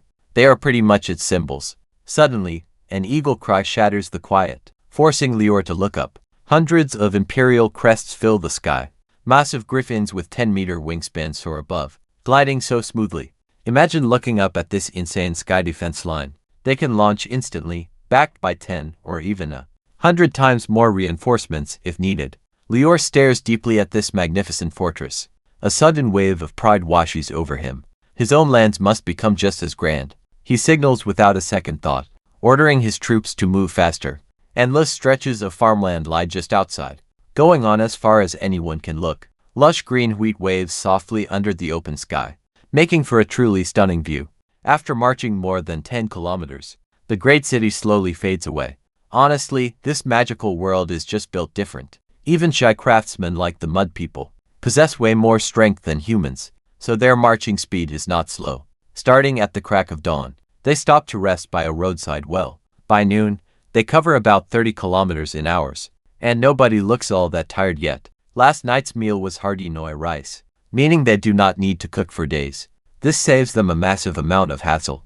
The lands surrounding Loren City are a completely safe zone for hundreds of kilometers. Guards patrol daily, and the moment they spot threats, and they wipe them out. Loren City features wide roads of paved bluestone, making travel incredibly smooth. After washing his face with clean water, Lior feels his fatigue fade as they push forward. At sunset, they cover another 40 kilometers before pitching tents. Covering 70 kilometers in a day is already quite fast. This also gave Heir a fresh perspective on the hidden strength of normal folks. In this fantasy world, nighttime is incredibly dangerous, so traveling at night is just asking for trouble. They arrived at a small town. Their caravan finally halted. The next day, they pushed ahead until noon, finally leaving the straight road. But once off the bluestone, the path became uneven, turning to muddy tracks that slowed them down. The stretch from Loren City to the wild, 100 to 200 kilometers out, is controlled. Every couple of days, Griffin patrols sweep the area. If they spot a massive pack of monsters, they instantly wipe them out to neutralize the threat. Still, a few stray beasts manage to slip through. This region is currently off limits for expansion by landowners. It remains completely under Loren City's control, and the officials constantly send groups of people out to build brand new villages and farm the new land. Heading deeper into the wilderness, 200 to 300 kilometers out is guarded. Every 2 weeks, Loren City sends out patrols. If they spot any massive gatherings of wild beasts, they dispatch troops to totally eliminate them, preventing those threats from ever reaching the controlled zone. This is also the exact area where most landowners choose to expand. Sizable settlements are built here, because they sit within Loren City's safe influence and avoid any direct danger from the wilderness. It is considered incredibly safe. 300 to 500 kilometers out is monitored. The city keeps a distant eye on things, but even if massive monster hordes gather, they won't step in, unless those beasts cross into the guarded zone. This is where the danger starts getting incredibly serious. Past 500 kilometers lies the untouched wilderness. Loren officials only dispatch the elite Griffin Corps to patrol, on occasion, to stop large enemy forces from gathering there. But even those elite forces suffer losses to orcs, barbarians, snake people, grey dwarves, and dead. Basically every race is here. Each of them has a stronghold deep in this wilderness. Their territories vary quite a bit. Now get this, rumors say beyond the wilderness there lies an incredibly powerful ogre empire far off. Their strength is quite comparable to Loren City, but the journey there is just way too long, and the thick wilderness blocks it all, so we cannot confirm if they actually entered their zone. 100 kilometers away, Heir quickly ordered Bane to take out some dried dragon dung and place it right into a clay basin. Bane stared down at the dried dragon dung with quite some worrying. Master, if dragon dung is stored too long, it will lose its pretty potent scent over time, and its effectiveness will decrease quite a lot. He looked rather frustrated checking over the supplies. Earlier he asked Heir, who said everything was ready, so Bane did not check carefully. Now he realizes he was being careless. Without dragon dung, the monster encounters might increase many times over. This dangerous trip will become far more difficult now. Heir looked at the hunched swamp hero, whose face was covered in wrinkles, and smiled. Don't worry, guys, this actually isn't dragon dung. Hagras, add some blood to it, he said. Waving his hand, the swamp lizard hero behind him immediately stepped forward. He grabbed a strong, fat rooster weighing over 10 pounds from the cart. He twisted its neck and snapped its head off. Blood splattered as the wings flapped wildly, soaking the entire clay basin in just an instant. The dry dragon dung was soaked completely through. Within just a few breaths, the surrounding magical energy seemed to get drawn in, like a black hole pouring straight into the dome. An indescribable, heavy pressure radiated from the dome. Everyone felt a cold chill run down their spines. It was as if some terrifying, abyssal creature was watching them from the shadows. Dragon dung. Bane stumbled a few steps back. His legs trembled as he gasped in surprise. His gaze shifts once again. How do adults even get their hands on this? Dragons are the absolute peak predators in this world. Pure-blooded dragons grow into something truly extraordinary. And by old age, anyone linked to a dragon, even those with mixed bloodlines, wields incredible power. The absolute best way to survive is avoiding danger. Nobody in their right mind wants to face dragon might. Honestly, it is suicide. Lil nods quietly, keeping his thoughts to himself, and signals the army to push forward. A dragon's presence can be felt 2 or 3 kilometers away. More sensitive beasts will easily detect it from over 10 kilometers. This simple trick makes their entire caravan pretty safe. After traveling for 2 whole days, vehicles 13 and 14 cross the safe boundary, entering a much more dangerous warning zone. Currently, they are over 200 kilometers from Lauren City.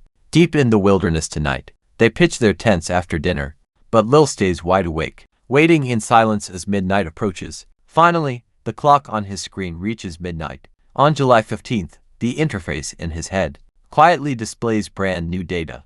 The golden system cooldown is over, asking him if he wants a fresh update now. Leo gets instantly hyped. We finally get that crucial third information refresh. The moment he hits confirm, displaying brand new details on the screen. Intel 1, 20 kilometers ahead in the Red Forest, you will encounter a deadly ambush by 3 small ground elf squads, where the strongest leader is level 5. Intel 2, the Grand Chief Administrator of Lauren City. At the Duke's residence is your father's old ally, sharing a deep friendship with him. Intel 3, the genius girl Felina reached level 17 just yesterday, becoming the youngest Grand Mage in the entire history of the Griffin Empire, but her breakthrough remains a secret. Now she's busy collecting all kinds of rare roses. What's her next opportunity to advance? 2-star Intel, traveling along the road for 2 days. By noon on the 17th, a flock of man-eating crows will fly overhead, attracting level 13 monsters, but using triple the amount of dragon droppings, can drive away those carrion-eating crows, and avoid the storm birds. 2 stars number 5. A band of barbarian blood thieves will appear, right in your path. By the marsh reeds on the evening of the 19th, you'll need to hide dragon droppings, and rest for 3 hours to avoid them. There are 5 pieces of intelligence in total. 2 are 1-star and 3 are 2-star. Lear's eyes narrow, as he carefully reads the intel. First, there is an upcoming Earth Gnome attack. These gnomes are much larger, and a more savage branch of gnomes, but their highest level is only 5, split into just 3 small groups, so this only rates as 1-star. Even if they manage to attack, they won't cause any real damage. Now, here's where things get pretty interesting. The chief officer of the Lordlands estate is an old comrade of Lear's father. This detail wasn't in Lear's memories at all. It looks like on his next trip to Land City, he really should visit this guy. That's a valuable connection he can't waste. Now, the third piece of intelligence. Did Felina make another breakthrough? Level 17, the youngest Grand Mage in the Griffin Empire. Impressive, even if she had some advantages. Her talent is undeniable, a true prodigy. Her next step is level 18, can you believe that? She's incredible, only 24 years old. If she keeps this pace up for a few years, and becomes an extraordinary mage, her future will be absolutely limitless. The last intel, about collecting more roses for her breakthrough. What is also highly interesting is her talent, the Rose Lord. It is clearly related. He needs to check if wilderness roses exist, and send them to her before she fully develops. This connection is honestly worth way more than gold. The 4th and 5th pieces of intel warn him about great danger. Honestly, it shows just how brutal the wilds are. Storm birds, giant vultures, and barbarian blood thieves. Needless to say, they are all highly dangerous enemies. Without good intel, facing them would be terrifying. After reading through everything twice, Lyra feels quite confident. His deep tension finally melts away, and he falls into deep sleep. Next morning, a lizard man wakes him. He packs up and gets ready to head out. By noon, after traveling about 20 kilometers, the convoy arrives at a massive red leaf forest. A tiny, bright crimson leaf drifts in the wind, flickering like a flame. Against the deep green background, it actually makes the place feel super alive. But Lyra's eyes sharpen instantly. He sniffs the air, smelling goblin. Watch out, because goblins are lurking in this forest. Get ready for battle. These armored wetland lizard men instantly grow restless and highly excited. They might act gentle as kittens, right in front of Lyra himself, but deep down, they remain savage hunters. Lyra leaves a squad behind to guard the wagons, while he takes Hags and the other squads into the red leaf forest. Teams range from 10 to 100, up to thousands in a massive army. The system of this fantasy world is straightforward and simple. As a lord carving out his territory, constant combat and bloodshed will be the main themes. For a long time, but since he lived a peaceful modern life, he had never even seen a chicken get killed, let alone survived actual, brutal combat. He was just some fallen noble heir, struggling in the filthy slums, surrounded by rotting corpses and dirty water, never facing a real battlefield, though. To survive, he must adapt to this crazy world. This battle must be his start. Liar's cold gaze locks onto red leaf forest. The wetland lizardmen instantly go alert, amber eyes glowing with pure madness and brutality, noses twitching, and they suddenly look in one direction. Master, they found the goblin hideout. Their unique sense of smell might not quite match a hunting hound's, but it beats any human's. Liar nods, ordering Harges to lead the charge. He has two skills, Swamp Blessing and Divine Power. Divine Power isn't for direct combat, but Swamp Blessing, super strong. It unleashes a life energy burst, covering a 3x3 meter area to speed up healing, restoring up to 20% health, and even 30%. For swamp creatures, it has zero destructive power, but as a healing spell, it is pretty strong. Only 3 Earth Elemental squads are ready, but for this first clash, he absolutely cannot afford any surprises. Leaving a small squad behind to protect themselves, Harges slowly leads the remaining 9 squads deeper into the dark, red woods. These armored beasts, looking cold and fierce, begin hunting within 200 meters. Recently transformed, Harges, a 2-star marshland lizardman hero, stands highly excited on a small hill. Look, dozens of green-skinned figures crawling. Under the hill sits a witted pass, a ground goblin with huge ears, stretching almost to the back of its head, mouth like pincers, packed with sharp teeth. Its nose was hooked and triangular, large blue eyes and a sturdy build. Over 1.75 meters tall. They looked pretty strong, compared to the typical runts of its kind. This beast was absolutely massive, a level for novice knight-tier ground goblin. Extremely proud, daring, and way too confident, never admitting defeat to anyone. 60% less brain power, but its morale is high, packing strong attack. It raised that heavy weapon with both hands, ready to unleash. Maximum power, dealing 20% extra damage. It even has a chance to paralyze you. System evaluation, low life form. These filthy creatures, stinky trash actually trying to play with us. They really thought they could sneak up. You just know they're asking for death. Hargs tightly gripped his steel dagger. Coldly, he orders kill. Roaring loud, 9 squads of marshland lizardmen charge like arrows at the waiting ground goblins. The monsters instinctively turn toward the noise, seeing fierce lizardmen warriors charging straight at them. But thanks to their unique racial talents, they feel zero fear. Instead, they roar and counterattack, treating the fully armored lizardmen warriors like helpless little lambs, waiting to be slaughtered. Seeing the enemy rush forward instead of running, Hargs is absolutely furious. He feels his royal pride getting trampled on. How dare mere bugs challenge a dragon? He charges ahead first, swinging his steel blade with violent force. A ground goblin roars back, swinging a wooden club. Check out this clash right here. Crack! That steel blade packs unreal power, slicing right through the wooden stick, shaking the monster's very soul, slicing straight through the shoulder, literally ripping half its body apart. Bones shatter as blood explodes everywhere. Red mist sprays the battlefield. One clean kill, but Hargs is still furious. Pure rage. So he keeps slicing them down like a maniac. The ruler quietly watched from the shadows. These lowlifes deserve to die. The blade swung. No special tactics or hero energy needed here. Just raw violence. They cut down the earth spirits one after another. The lizard soldiers behind them saw the danger and hurried forward. Any longer delay, and these spirits would be gone. Faced with a group of crazed wetland lizards, the earth spirits had zero chance to fight back. Even hitting the lizard soldiers with wooden sticks only made a useless clanging sound. Honestly, it was just a brutal, one-sided slaughter. Leo watched all of this from behind. This entire fight lasted less than 2 quick minutes. These 3 squads of earth spirits were completely overrun by the wetland lizards. No survivors left, just the heavy stench of blood, broken limbs and spilled guts lay everywhere.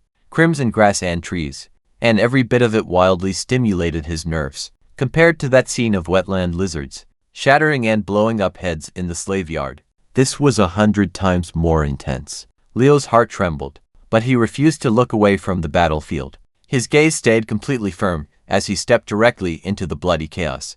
Walking through the scattered remains, he stood before Hags, who was covered in blood, patting his companion's shoulder with genuine admiration. "Good work, hags." His voice was somewhat hoarse, yet completely determined. Then he turned around to look back at the horrifying battlefield. Staring at the scattered bodies, his eyes grew colder. "Believe me, it's only beginning. War and endless slaughter will only continue to grow. As their territory continues to expand, constantly showing up." Hags felt an inexplicable change happening to his ruler. His aura grew much sharper, and as their eyes met, somehow, he felt a strange sense of unease. This rather low-key battle finally came to an end, marking the start of their wilderness exploration. After finally regaining his composure, Lyre waved his hand, ordering Haggis forward and his squad to clean up the battlefield. But those goblins, being such poor creatures, still struggled to survive in this wilderness, with almost nothing to gain from searching. They found absolutely nothing and gave up. They regrouped, sending the two lizard men teams back out to scout ahead, while Lyre led the main force at a safe distance to prevent any highly unexpected surprises. But even a 2-star dragon droppings emitted a pretty strong pressure that was quite intimidating. Even deep inside the wilderness, they had not been ambushed by monsters. If not for the highly unique racial talent of the earth goblin, these small creatures might never have dared get close to that dragon aura. But get this, they've already marched into day 2. Dawn on July 17th, the convoy set out, and Lyre ordered 3 soaked portions of dragon droppings. By noon, he increased that to 4 portions. Each portion of dragon droppings could emit real dragon's might for 5 days before quickly fading. These 10 pounds of droppings were quite enough to reach the swamp. Look closely, that overwhelming power from 4 portions made the naturally timid swamp dwellers tremble. Even knowing it was just dragon droppings, they still felt a deep sense of unease, constantly glancing back at the clay basin behind them. Even the fierce lizard men showed clear agitation. With dragons sitting at the top of the food chain, they carried a terrifying presence that deeply shook ordinary creature spirits. Bane, a naturally timid swamp hero, felt quite restless and pretty confused by Lyre's orders, but he didn't dare speak. He could only swallow his doubts and keep moving forward in terror. Screams pierced the air. Right at noon, agonizing shrieks echoed across the sky. Lyra looked up, his heart pounding. Countless crows suddenly flooded his vision. Every single bird was about half an arm long, pitch black with terrifyingly long beaks. Their numbers formed a dark tide covering the sky. These were level 5 scavenger crows.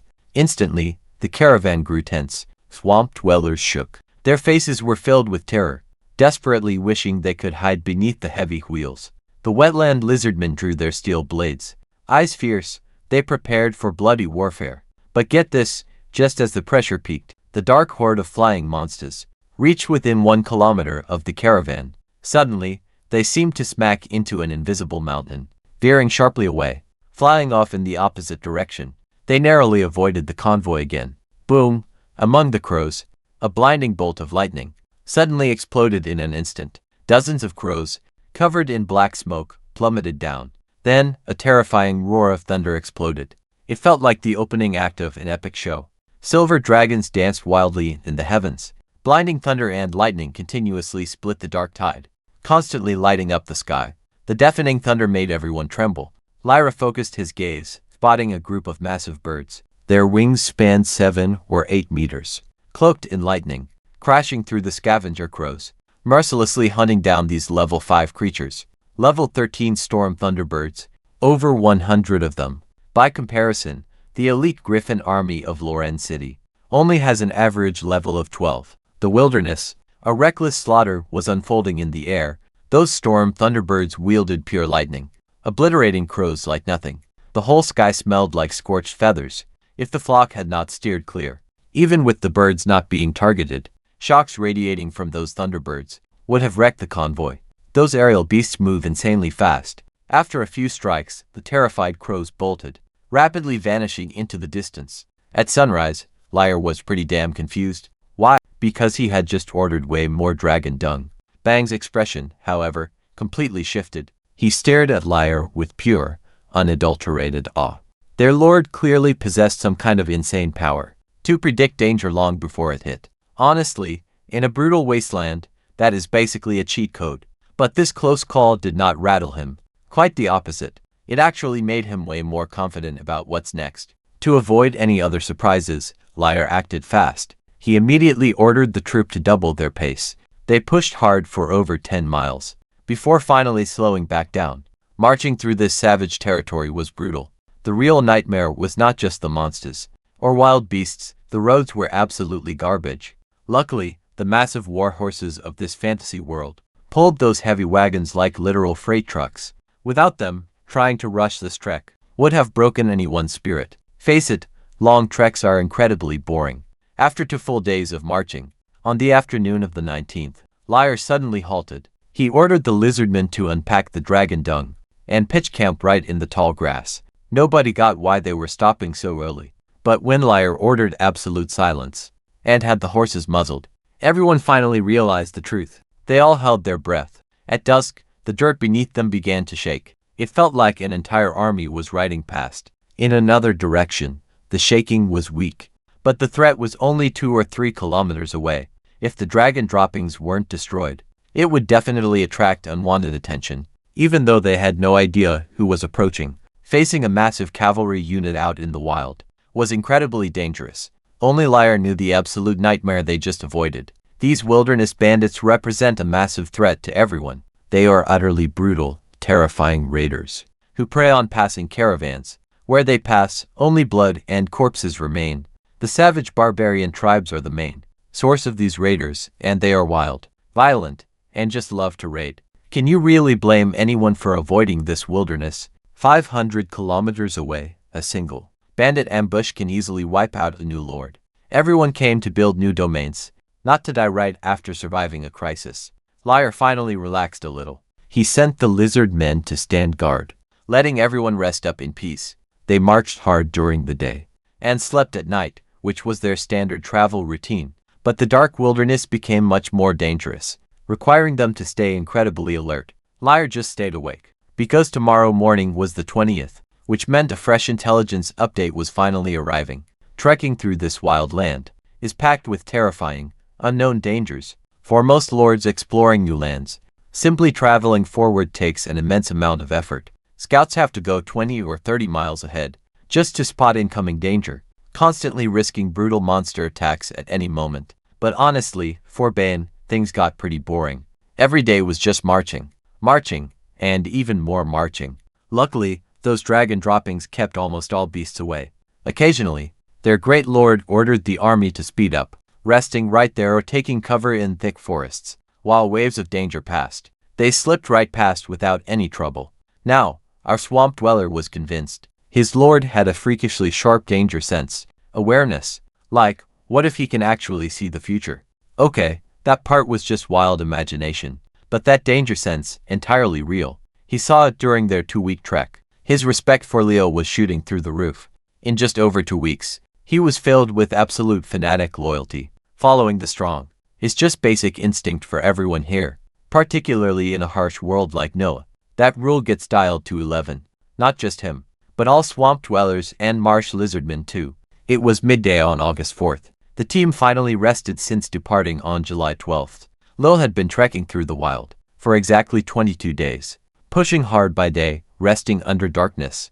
Their magic map showed only 30 kilometers remaining to reach their goal, the muddy swamp. That glowing 6-pointed star marker was right there. Leo was seriously hyped by midday today. His new lands were within reach. Time to build his own city. This is where his real legend begins. Move fast before sunset. We are almost at our land. Hearing this, their spirits soared. Everyone practically started marching. As the sun dipped under the horizon, the heat was still brutal. But then, a refreshing breeze hit them. Instant relief for the team. Leo smiled and looked right up. Way out on the horizon, a stunning 7-colored rainbow stretched across the sky. The sunset was a blazing orange, burning bright like fire, mixing beautifully with that rainbow. He could even spot the steam. Steam rises from the intense heat. On the magic map, his marker merges with the star hexagram. The swamp is fully claimed. We finally made it. We are here. I can feel the swamp calling. Is this going to be our new home? It is incredibly huge compared to our old home. All praise the goddess of beauty. Everyone is thrilled as the mudmen dance. And even the brutal wetland lizardmen are totally pumped. After traveling for over 2 weeks through the wild, surviving thousands of miles and brutal hardships, They have finally arrived there safely. Lear's heart is absolutely bursting with joy. His emotions simply explode. Lear himself is incredibly excited. At last, they are here. This is his domain, the exact spot where our journey starts. Right at that moment, the swamp god spirit inside, and the magical seed within his mind, suddenly start to glow softly. Lear instinctively looks out at the swamp, hidden behind the tall grass, sensing something deep within the soil. An ancient, sleeping power is calling him, pulling him like a desperate traveler seeking water. Master Bane suddenly interrupts his thoughts, sounding pretty damn excited. This mudman hero says, "There is so much moisture here. There has to be a massive water vein nearby." To mudmen, this swamp is their true home. Their previous swamp completely dried up when its water vanished, forcing them out and leading to their capture. A massive water source is key to keeping this place alive. You can feel the insane potential. Lear calms his mind and speaks cheerfully, hoping everyone can get some good rest tonight. Tomorrow, we will explore the swamp further. He needs to think, planning exactly where to build his territory and how to expand his domain next. Most importantly, today is August 4th, early morning. Time for the latest system intelligence drop. Over the past few days, on the 20th, 25th, and 30th, he received 3 updates, all warned of looming threats ahead. He relied on this vital intel to bypass several deadly monster ambushes that could have easily destroyed his convoy. Finally, he has reached the muddy swamp, over 1,000 kilometers from Loren City. Sure, it looked easy, but the reality was terrifying. How brutal the past weeks had been. They pitched camp and lit fires to start cooking. Once dinner was finished, Lear stepped outside. Above him, a thin crescent moon hung, casting a soft, pale white glow. The daytime heat was finally fading, and a refreshing, cool breeze swept in. Lear felt surprisingly relaxed, enjoying the gentle night air in peace. Lear spotted Haggis nearby, who was just finishing up organizing the night watch. Looking at this loyal hero he had raised, Lear waved him over, gesturing for him to sit on the grass. Haggis hesitated, visibly thrilled, before carefully sitting down. Lear watched his loyal follower and spoke up gently. "Haggis, I never really asked before. Where is your home?" Haggis paused, a touch of deep sorrow in his eyes. "My lord, our swamp was conquered by brutal orcs long ago. I had to lead my tribe to wander the wilderness, but during a clash with some serpent men, we were captured by passing human slavers." The word home felt completely foreign to him. "You and I both know how cruel this world is. The strong claim territory and build massive cities, while the weak can only wander the wilderness." Haggis paused, hesitating once more. "But after serving you, I found my true purpose." His eyes lit up with absolute hope. "Following you is the greatest honor of our lives." Lear gave them a true purpose, making sure they know exactly who they are fighting for. Such things might seem pretty minor, but to him, they are incredibly vital. Hearing the sincere words of this lizard hero, Leo felt quite touched by it. Somehow, he felt closer to this strange world. He reached out and patted Haggis on the shoulder. "From now on, this is going to be our home." Haggis stood frozen, wanting to say something, but in the end, he was speechless. He simply nodded in reply. Right then, a strange warmth filled his heart. It had been way too long. It seemed they understood each other without any words. They remained on the grass until dawn broke. As the calendar flipped from August 4th to August 5th, the information system interface inside Leo's mind updated again.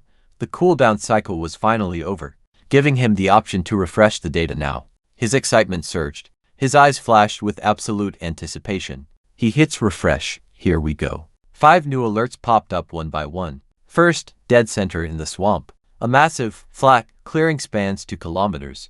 It is the absolute best spot to establish territory. Off to the right, there is a winding, narrow path leading straight to the central area.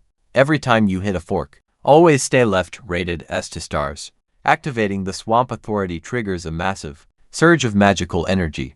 Until you fully control this power, do not set foot outside the swamp. Rated 3 stars.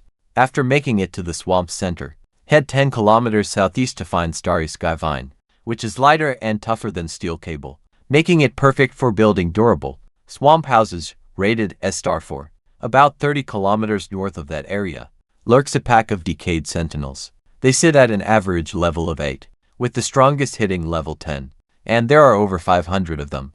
3 stars. 5. Right under the land claimed by those decayed centaurs A 1-star magic plant known as blue heart mud fruit. Grows 3 stars. Liar instantly felt excited. This time, every piece of refreshed info is at least 2 stars. And there are even 2 pieces of 3-star intel. This is easily the most valuable update received in quite some time. He took a deep breath to steady his racing heart and began reading, starting with the very first update. The first detail reveals where to establish his territory. Within the swamp center is a wide 2-kilometer clearing, absolutely perfect for setting up base. It even points out a clear path to the center. With this map, he will avoid so much headache. Awesome! Here is the second piece, which details activating the ancient swamp authority, but its exact location remains completely hidden, and how it actually functions is completely unknown. For now, he can only write this down and act after finally securing the power. But get this, the third detail is incredibly interesting. The starry sky vine. He has honestly never heard of this plant before. Because swamp terrain is tricky, constructing stable buildings on regular ground is quite a huge risk. The thick, damp moisture, combined with the sinking mud, make building an absolute nightmare. But now he has the perfect construction material. Absolutely perfect. He must get it. Next is the fourth update, rated at 3 stars. It is about the decayed centaurs, dwelling 30 kilometers north of the central zone. There are over 500 of them, averaging level 8 across the board, with the strongest reaching level 10. They are all mid-level knights. Liar instantly felt the massive pressure. Right now, the strongest fighter at his disposal, the Haggis, is only at level 7. Even though it is a hero unit, one fighter simply cannot take on 500 decayed monsters. Soloing those half-humans is unrealistic, unless we have a top-tier powerhouse like Felina at level 17. The sheer value of a 3-star reward. It shows some major details. But check this out, that final detail is insane. Right beneath those rotting half-humans, there grows a legendary, hidden magic plant. The blue heart mud fruit actually has its own memory. It is a rare magical food you can eat directly. As a main staple compared to Noi rice, it might not taste better, but just half a kilogram can fully satisfy a strong an orc warrior for an entire day. Plus, it yields a ton, maturing in just 2 months, but it only grows in wet, damp areas, making cultivation on a large scale quite hard. Wealthy nobles have always monopolized it. If I can get my hands on it, our food crisis is solved. This is a crucial strategic treasure, essential for our very survival and the future growth of our territory. The growing conditions for this rare blue heart fruit aren't very difficult in these wetlands. A chosen plant. Its 3-star rating is definitely well-deserved. But to secure this incredibly high-potential magic plant, I first must eliminate the threat of those decayed, vicious half-humans. Lost in deep thought, Lear slowly drifts off to sleep. Early morning, August 5th. Lear gets up early, checking his supply of dragon droppings, then looks toward the swamp ahead. Thick mud, murky water, rotting corpses, and weeds, mossy grounds and lone trees. It matches exactly the gloomy swamp described by bards. Low bushes sprout from the muddy water, where you can almost see bubbles rising from murky ponds. Bones of unknown creatures are partly visible, floating on the surface. The air is filled with a rotten smell, with moss covering dried, decayed wood with a thick green coat. A faint mist drifts slowly around, making it pretty hard to see clearly through the fog. You can spot a few massive trees looming ahead, but this is no forest. This muddy swamp stretches out for hundreds of kilometers. It is packed with swamp beasts, a highly dangerous and unforgiving place. But the real horror here is the swallowing mud, a total trap where one wrong step. Honestly, you get pulled straight under that filthy water. Plus, this humid environment breeds countless dangerous, deadly, venomous bugs and snakes. Normal folks would not survive a stroll through here.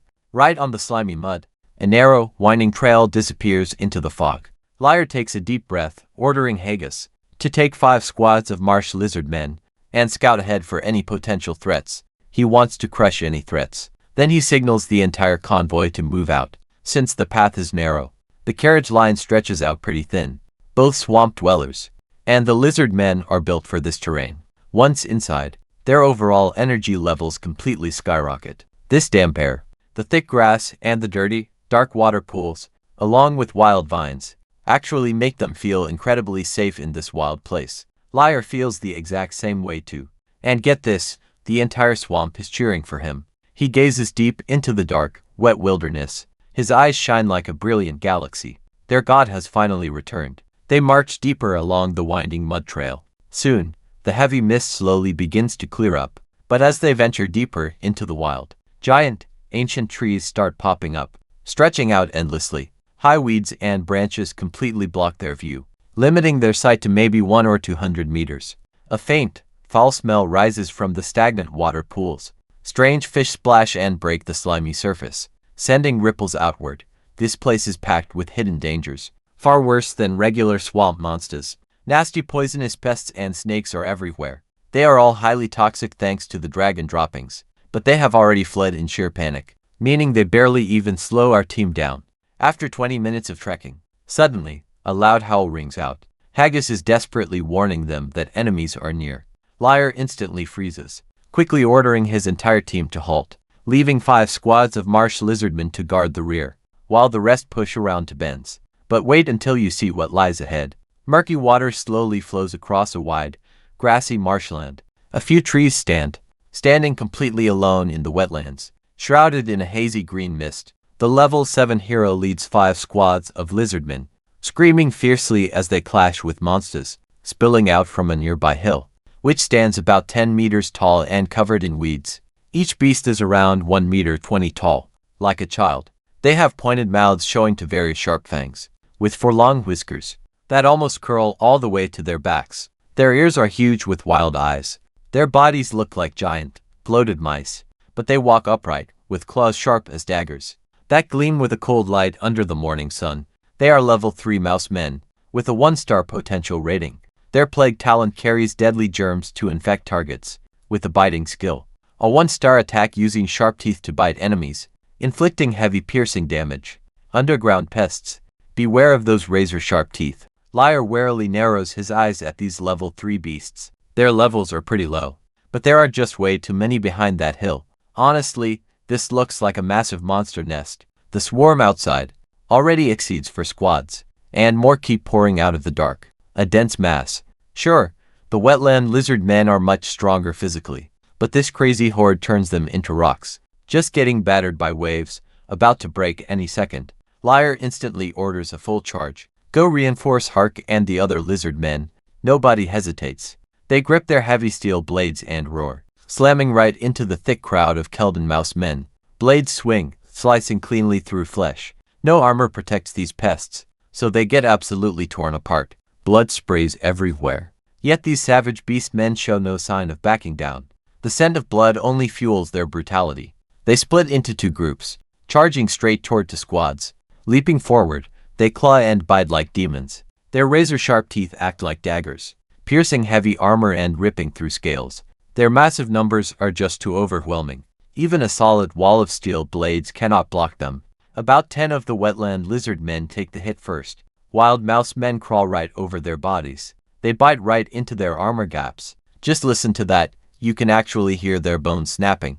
Enraged, the lizard warriors swing their steel blades, severing heads with single, brutal slashes. But the truly terrifying part happens after decapitation.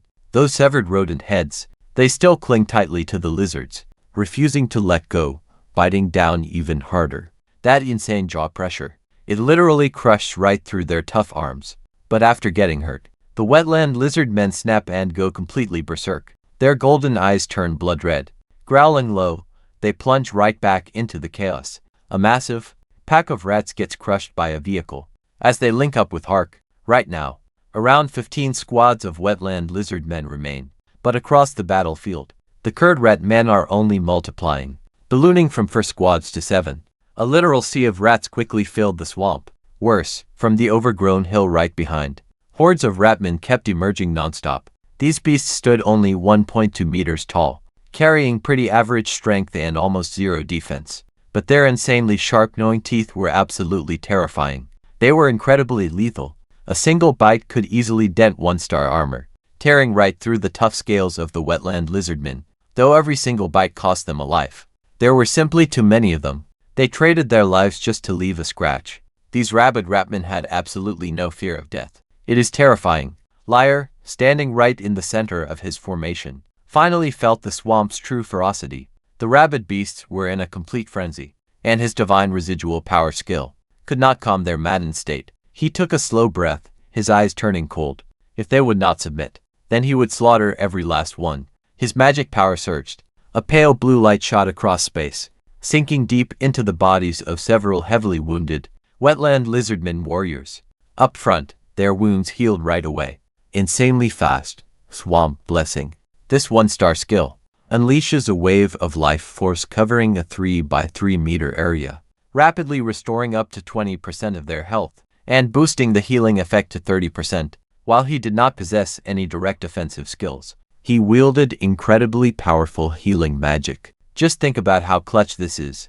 An absolute lifesaver for frontline warriors. After a few quick rounds of healing, those battered wetland lizardmen warriors grew even more savage. They charged back in, fighting with sheer, brutal rage, clashing directly against the enemy swarm, and turning this battlefield into a meat grinder. Steel blades slashed, sharp claws slaughtered, face-to-face combat, every single strike cutting deep, sending flesh, bone, and blood flying everywhere. A sight like this sends chills down your spine.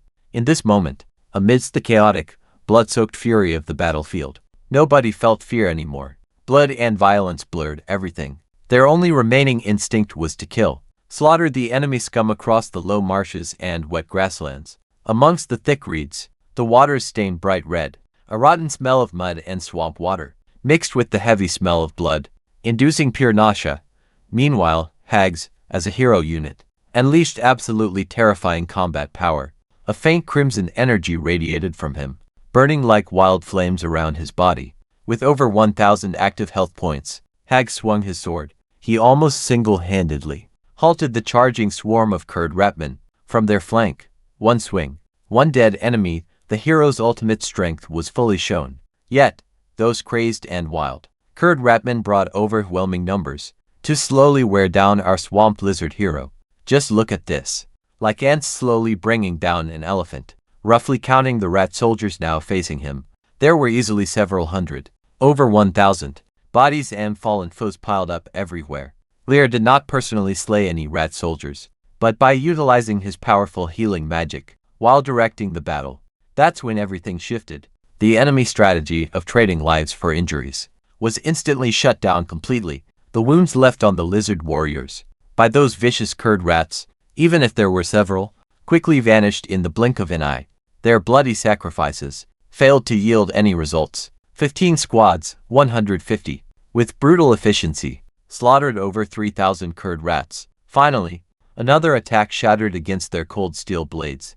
A sharp, terrifying rat squeak echoed from the hill behind. 5 or 6 squads of Kelder rapmen retreated, vanishing like a receding tide into the hills, leaving a horrific field of corpses and severed limbs. The sheer bloodiness even stained the swamp soil, erasing its original color. Lear stood on the battlefield, calmly watching this horrifying scene unfold. Slowly exhaling, the bloody remains no longer made his heart tremble. Iron, blood, and slaughter were forging a true lord, fit to survive in this brutal wilderness. Before he could even make a move, his mystical intelligence system suddenly flared to life. Your army killed 3,692 Keldriths, securing a truly glorious victory. Earning an extra piece of crucial intelligence, the swamp god possesses the unique ability to refine the very essence of life energy. As long as you remain in the swamp, you can channel the divine power to extract the essence of lives you execute. Take note, this essence can trigger the evolution of swamp creatures, helping them shatter their potential limits and transform. You can now raise your subordinates' potential limits up to 2 stars, but only if you completely control the swamp's authority. Lear's breath hitched, and his eyes flared with wild excitement. And get this, another surprise lay waiting. Another highly valuable piece of intelligence. Within the swamp, you can use divine power to extract life essence, shattering their pre-existing potential limits. Although the current potential limit is only 2 stars, it still excites Lear immensely. What he needs most now is military strength, and his only controllable force right now is the wetland lizardmen. But these 1-star potential warriors have already reached level 6, their absolute maximum level. He turns to look at the warrior standing nearby, drenched in blood and wearing black armor. A savage, brutal aura leaks from his skin. His eyes gleam as he orders them to collect the dead rats. With the order issued, the wetland lizardman gets ready. His fight ends, he immediately leaps straight into action.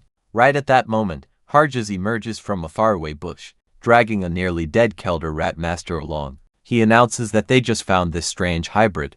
His amber eyes flare with a cold, relentless light. Pure bloodlust. Let's be real. You don't play nice with enemies. Leo stares coldly at the panting beast. He sees Kel, the bloody rat. Face cold, he demands where the rat is from. The rat sneers. Blood slowly drips from the corner of his mouth. His voice rasps like a rusty, creaking windmill. He wheezes that his queen will feed them to her pups, claiming this entire area belongs to the Kaka clan. Surface weaklings are begging for death. The Kaka clan, their territory. Harjes snaps instantly. He squeezes his powerful grip tighter around the rat's throat, demanding how these lowly pests dare spy on his master. His dangerous eyes grow even darker. He tightens his iron grip around the rat's neck. Surface dwellers. These fools really have no clue who they're provoking. Kurd the rat creature squeaks out sharply. He boldly mentions the dark mountain range. Those surface dwellers. Hearing those words makes Lear's eyes narrow instantly. The dark mountain range is a legendary underground place. Deep within the underground world, there is actually a secret path from this swamp, leading directly to the underground world. Lear's mind races as he speaks very softly. Screaming threats is just how weak rat creatures cry out. Do you truly believe you can threaten our surface? We are merely the scouts sent ahead. Just wait and see. Once our great queen slays that ancient red dragon, this place will become the Kakalo clan's paradise. You can't escape, those were his final words. His breathing turns shallow, and his body suddenly stiffens. Those eyes go completely blank. Just like that, his life fades. Dead. Hags looks grim, suddenly twisting his entire body. He rips off the head, and hurls it violently into the muddy water, splashing filthy water far away. To think he was threatened by this sour rat. Meanwhile, Lear remains completely calm. Unbothered, he quietly scans their surroundings, finds some survivors and make them talk. Hags acts, locating for more badly injured Kurd rat creatures. After some quick interrogation, their stories match. It is true, these vile Kurd rat creatures. They really came from the underground world. But wait, that first rat actually lied. The powerful Kakalo clan. It hasn't actually reached the surface just yet.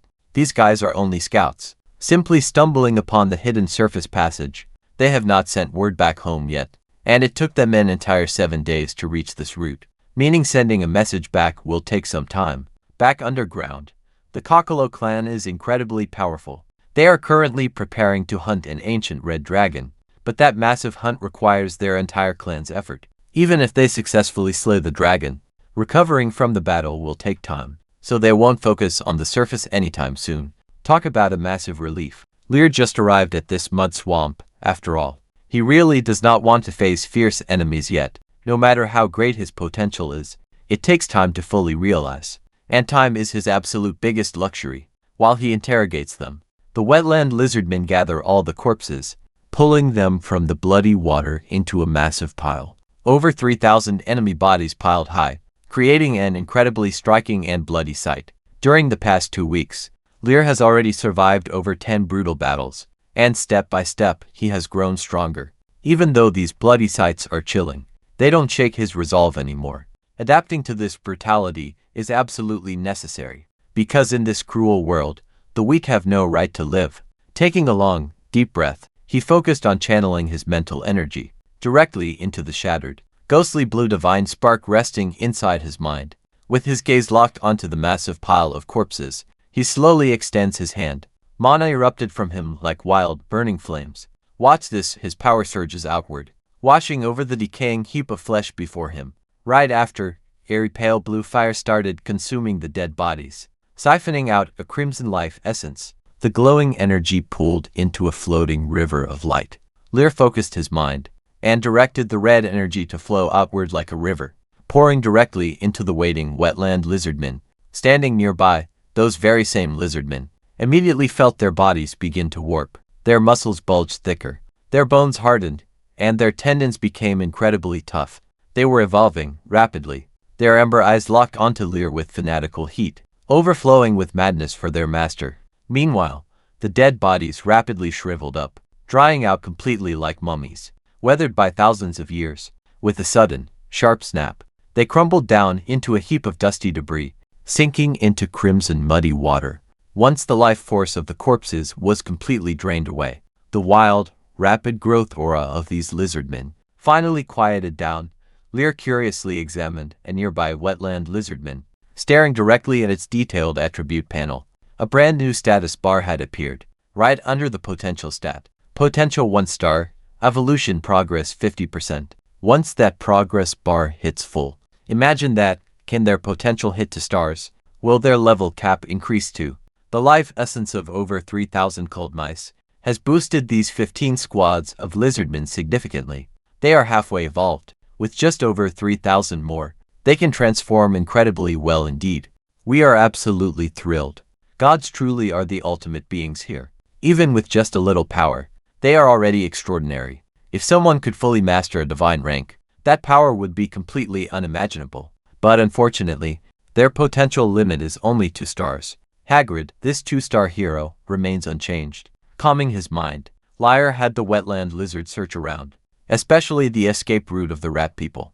As the interrogation revealed, the path to the underground world is winding and too rugged for the wetland lizard to enter, so he could only mark this spot on his magic map, planning to explore those depths later. The Dark Mountains, the Keld rat people, ancient red dragon, and the Rat Queen, all of this feels so mysterious, making him incredibly eager to explore further, given time to grow. Honestly, who knows who the real prey will be? He rallied his team and set off once more. The winding trail led them through wetlands, mud, trees, and bushes. After marching for 2 or 3 kilometers, they hit a fork, paths heading in totally different directions. Liar raised his hand, pointing them toward the path on the far left. Over the last 2 weeks, he had established absolute authority over the entire group. Even if his commands seemed crazy, no one questioned him. Many swamp folk even started viewing Liar as a divine figure who could hear the direct will of the gods. Dragon droppings cleared away almost all danger, speeding them up. By noon, they had already covered 20 kilometers. Liar suddenly gestured sharply, halting everyone with a dead serious tone. Get rid of the dragon droppings immediately. Everyone get down, Bane, watch our rear. Without hesitation, he quickly poured a large amount of clean water into a clay basin. The blood-soaked dragon droppings instantly lost their energy. Dimming like a dying light bulb, the dragon's presence vanished completely. Just a moment later, amidst the confused crowd, a deep, powerful roar echoed overhead. Looking up, a terrifying creature with a wingspan over 20 meters loomed like some ancient, giant beast, soaring majestically through the sky, casting a massive shadow below. It was a massive flying dragon with sturdy legs. Its fierce, draconic head was far more terrifying than any carved dragon on the city walls or old murals. Its dusty gray scales looked like the bark of an ancient tree, rugged and tough, showing a terrifying level of resilience. But wait, its aura is even scarier. It radiates an oppressive pressure born from a high level creature's bloodline, like a massive mountain pressing down from above. A 2-legged flying dragon, level 16 with a 4-star potential. The absolute limit for 4-star potential is level 15. Yet this flying dragon is already level 16. It completely shattered that limit, making Liar's eyes grow sharp. Just one look from afar makes you feel that soul-penetrating pressure. Nobody in the convoy dares to breathe. The swamp people are trembling, with some even wetting themselves. Then, in the blink of an eye, the terrifying flying dragon vanishes without a single trace. Yet, nobody has recovered from the sheer shock. They are still completely paralyzed by that oppressive pressure. Liar takes a deep, heavy breath after entering the swamp. His perception, boosted by divine essence, is now amplified tenfold. He feels deeply uneasy. Decisively, he orders the dragon droppings removed. If this flying dragon ever finds out, it will bring absolute catastrophe.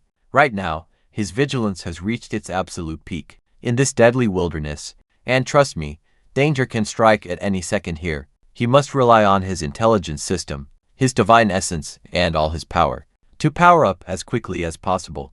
That flying dragon, I will make you kneel before me, sooner or later. Surviving that absolute horror, his resolve burns hotter than ever. Dragon droppings are low. After those 2 tense encounters, everyone is on absolute, ultra-high alert right now. Lear sends more scouts ahead, sending out 5 teams of marsh lizardmen to scout. These lizardmen are born in the swamps, making scouting second nature to them. After meeting that dragon, their path forward is surprisingly smooth. They haven't faced a single obstacle along their entire journey. But this weird piece makes Lear frown. Bane senses his mood and quietly speaks up, "My lord. That two-legged flying dragon has a very pure bloodline. Its level is easily above 15. Its overwhelming aura is just like a mature giant dragon. It spreads absolute, pure terror wherever it goes. The local swamp beasts are all hiding right now, or have fled, but within half a day, they will all start crawling back, one by one. We must move fast." Lear nods, and looks curiously at the swamp hero, with those greenish eyes. "Are you familiar with two-legged flying dragons?" Bane's eyes fill with old memories. He nods, then slowly shakes his head. "We once captured a young two-legged flying dragon. We wanted to raise it, but it required too many resources. So we had to give up," his eyes turning bitter. Who could possibly understand the absolute frustration of holding a treasure without the strength to actually control it? "Do you think they can actually secure it? Luck was with us, but our power was lacking." Lear pats his shoulder. "We will get them in the future." Without another word, he urges the team to speed up. They desperately needed to reach their destination before the flying dragon's magic completely faded. The command was given, and everyone pushed themselves to move faster, their pace suddenly quickening. They navigated through endless twists and fork roads, muddy paths and haystacks, thick forests and all sorts of complex terrain. But everyone was amazed to find that Leo always picked the correct path, never getting lost or needing to turn back. Honestly, it is like he can literally see the future. Bane watched from behind, his eyes growing more eager. "Master, you must be a chosen one, blessed by the gods," marching on without stopping. The sun slowly began setting in the west, and after crossing a muddy, grassy swamp path, their view suddenly opened up, revealing a flat, low grassland ahead, incredibly vast with the horizon stretching far away. In the center, a few scattered trees grew, the grass rising a meter above the water, with thick, marshy mud flowing slowly around. This vibrant, peaceful scene meant one thing: they had arrived. Right then, everyone absolutely loses it. After more than 20 days and 1,000 kilometers of traveling day and night, they had finally reached their new territory, their future home. But while everyone celebrated, he just calmly approached Leo and stood beside him. He cautiously pointed toward that sparse group of giants, standing in the middle of the area. Over 10 massive trees, over 15 meters tall with thick, heavy canopies. "Master, those are not just ordinary trees. They are actually swamp tree people." Leo's eyes narrowed slightly as he looked up. The great trunks looked rugged and highly uneven, covered in massive patches of thick moss, branches heavy with thick, green leaves, gently swaying in the wind, occasionally shedding a few yellowed leaves. At first glance, they seemed totally ordinary, but sensing them on a deeper level, you could easily tell these trees possessed a lively vitality, burning bright like a raging fire. Swamp tree people, level 9 with 3-star potential, maximum level 12, with the Earthchild racial talent. Rooted, their defense rises by 50%. They constantly absorb earth energy to recover their skills. 2-star skill, root bindings, which traps enemies with a nasty paralyzing effect. And branch whip, another 2-star skill for close combat, dealing 40% extra damage. System assessment says they are fierce fighters, but they cannot move a single inch before level 10. Look at that, level 9 with 3-star potential. "Master, please give the command." He just stood ready with a firm gaze, waiting for Liar's command, so he could lead the charge, whether fighting massive tree monsters or dragons. But Liar slowly shook his head. Sure, they were only 3 levels above the wetland lizard men, but their actual combat strength was easily doubled. Taking them on in a head-to-head fight would cost us way too much. "No need to rush in, just follow me," he said, stepping slowly into the marsh, stopping exactly 50 meters away from the monsters. Liar kept his eyes locked onto the towering trees standing 15 meters tall. 12 massive monsters in total, but these tree monsters have a massive flaw. Because they cannot move, their mobility is 0. Yet they gain insane close-range fighting power. Since we lack range, wiping out these 12 massive trees is going to cost us a lot. And right then, a heavy branch, thicker than a steering wheel, slammed down, nearly crushing a wetland lizard man. Instantly sensing these uninvited intruders, the giant tree in front shook its branches violently. Showering leaves revealed hideous, twisted faces on the moss-covered gray trunks. They opened their mouths, letting out deep, booming, thunderous voices. "Strangers, this is not your land," leave immediately. The ancient treant spoke, using a highly advanced language, so even without understanding the words, anyone could easily grasp its meaning. Through mental communication, it directly transmitted the message into their minds. Lear stared at the treant before him. Before Lear could speak, Hag snapped in anger. Outsiders, treants, this is the domain of our overlord. You should kneel and show respect. Wait for it. This slow-tempered treant immediately got furious. The face on its trunk twisted slightly, about to curse when suddenly, an indescribable, massive pressure surged outward from the human boy standing before them. A look of absolute terror hit its face. This was the lingering might of divine power, an absolutely incredible skill that could make subordinates submit forever and never betray, but only if the opponent was already weak, vulnerable and unable to escape, forced to endure this divine authority. If they were free and in good condition, it would likely only provoke anger. Even literal gods face plenty of rebellion. Relying purely on pressure to dominate the swamp was totally unrealistic. True, powerful strength still had to come within. But check this out, everything changes now. These swamp treants could not move. They had to endure the terrifying authority of the swamp god, even if it was just a broken divine fragment, or an authority not yet fully activated. Divine power was still divine. It was far beyond what mortals could resist. Sure, other enemies could escape this area, avoiding the crushing divine might, but these treants had to bear it all. 12 swamp treants instantly felt their souls tremble, desperate to kneel and bow before this boy. It felt as if he owned their very souls, an absolutely omnipotent and majestic being. No, you demon, don't think you can enslave our souls. The swamp tree man went completely wild. Suddenly, the ground shattered. Countless root-like tendrils erupted. They were sharp as steel whips, tearing the earth apart, wildly thrashing around like fierce dragons. Bang, bang. The massive roots slammed down, kicking up huge clouds of dirt and grass. But look at him, Liar doesn't even flinch. He stood there, calmly watching him. To dominate an enemy like this, you have to completely subdue them. Right now, he had the perfect opportunity. Within a 30-meter radius, the swamp tree's roots covered absolutely everything. But Liar stood 50 meters away, completely safe. He kept pouring mental energy into the dark, unleashing a massive wave of blue divine might. The crushing pressure. We are talking power way beyond a dragon's roar. It surged out, wild and free, slamming down directly on the tree man's soul. The monster's rage and frustration slowly began to crumble. His soul was forced to yield to the pressure. This sudden submission made the tree man panic. He started begging loudly, but Liar completely ignored him, keeping up his divine might. Submit or be destroyed. The tree man's soul felt crushed by a giant hand, creaking loudly, but he still refused to surrender. No, demon, you will never enslave us. Despite his stubborn resistance, the deadlock dragged on for half an hour. The tree man's vibrant life force finally began to fade, but Liar's face turned pale. Holding this divine power for so long was a massive drain on him. But this was a battle of pure endurance. The first to break would lose, and right now, Liar held the upper hand. Perfect timing. The terrain and the people completely favored him. Honestly, how could they even hope to fight him? The leading tree man felt his very soul cracking.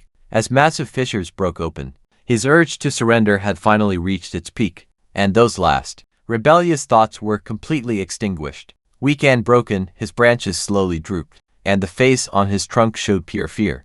"O great ruler, master of the swamp, I willingly surrender to you."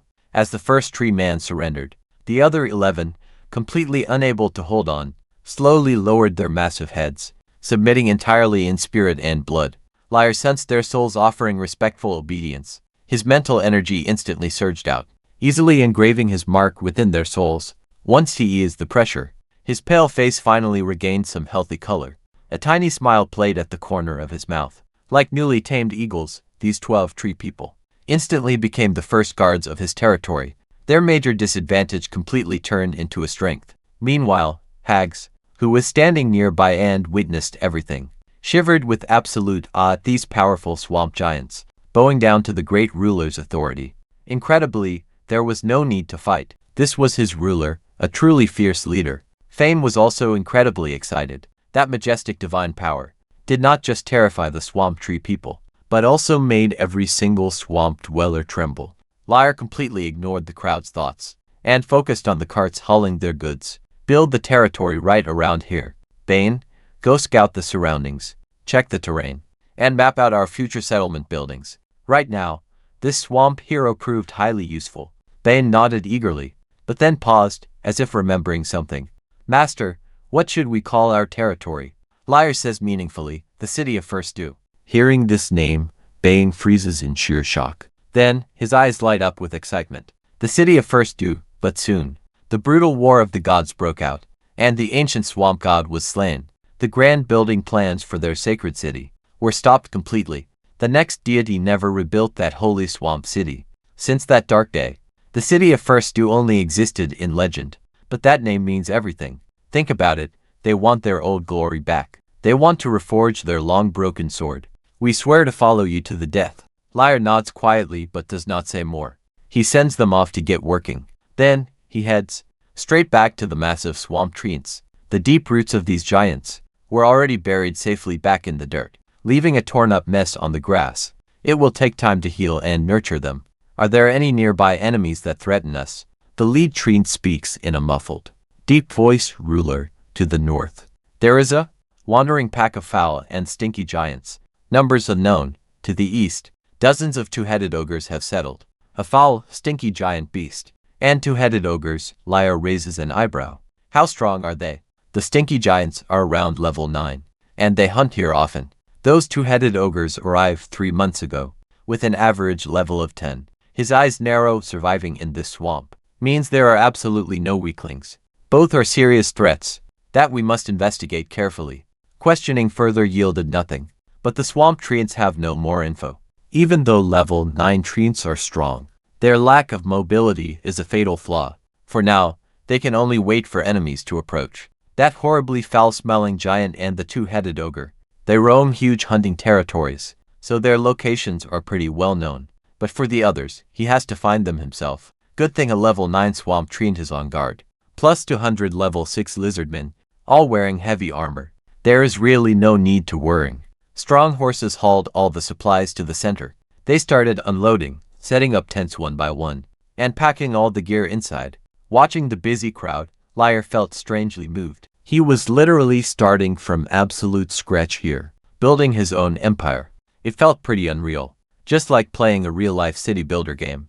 But honestly, no video game could ever match this.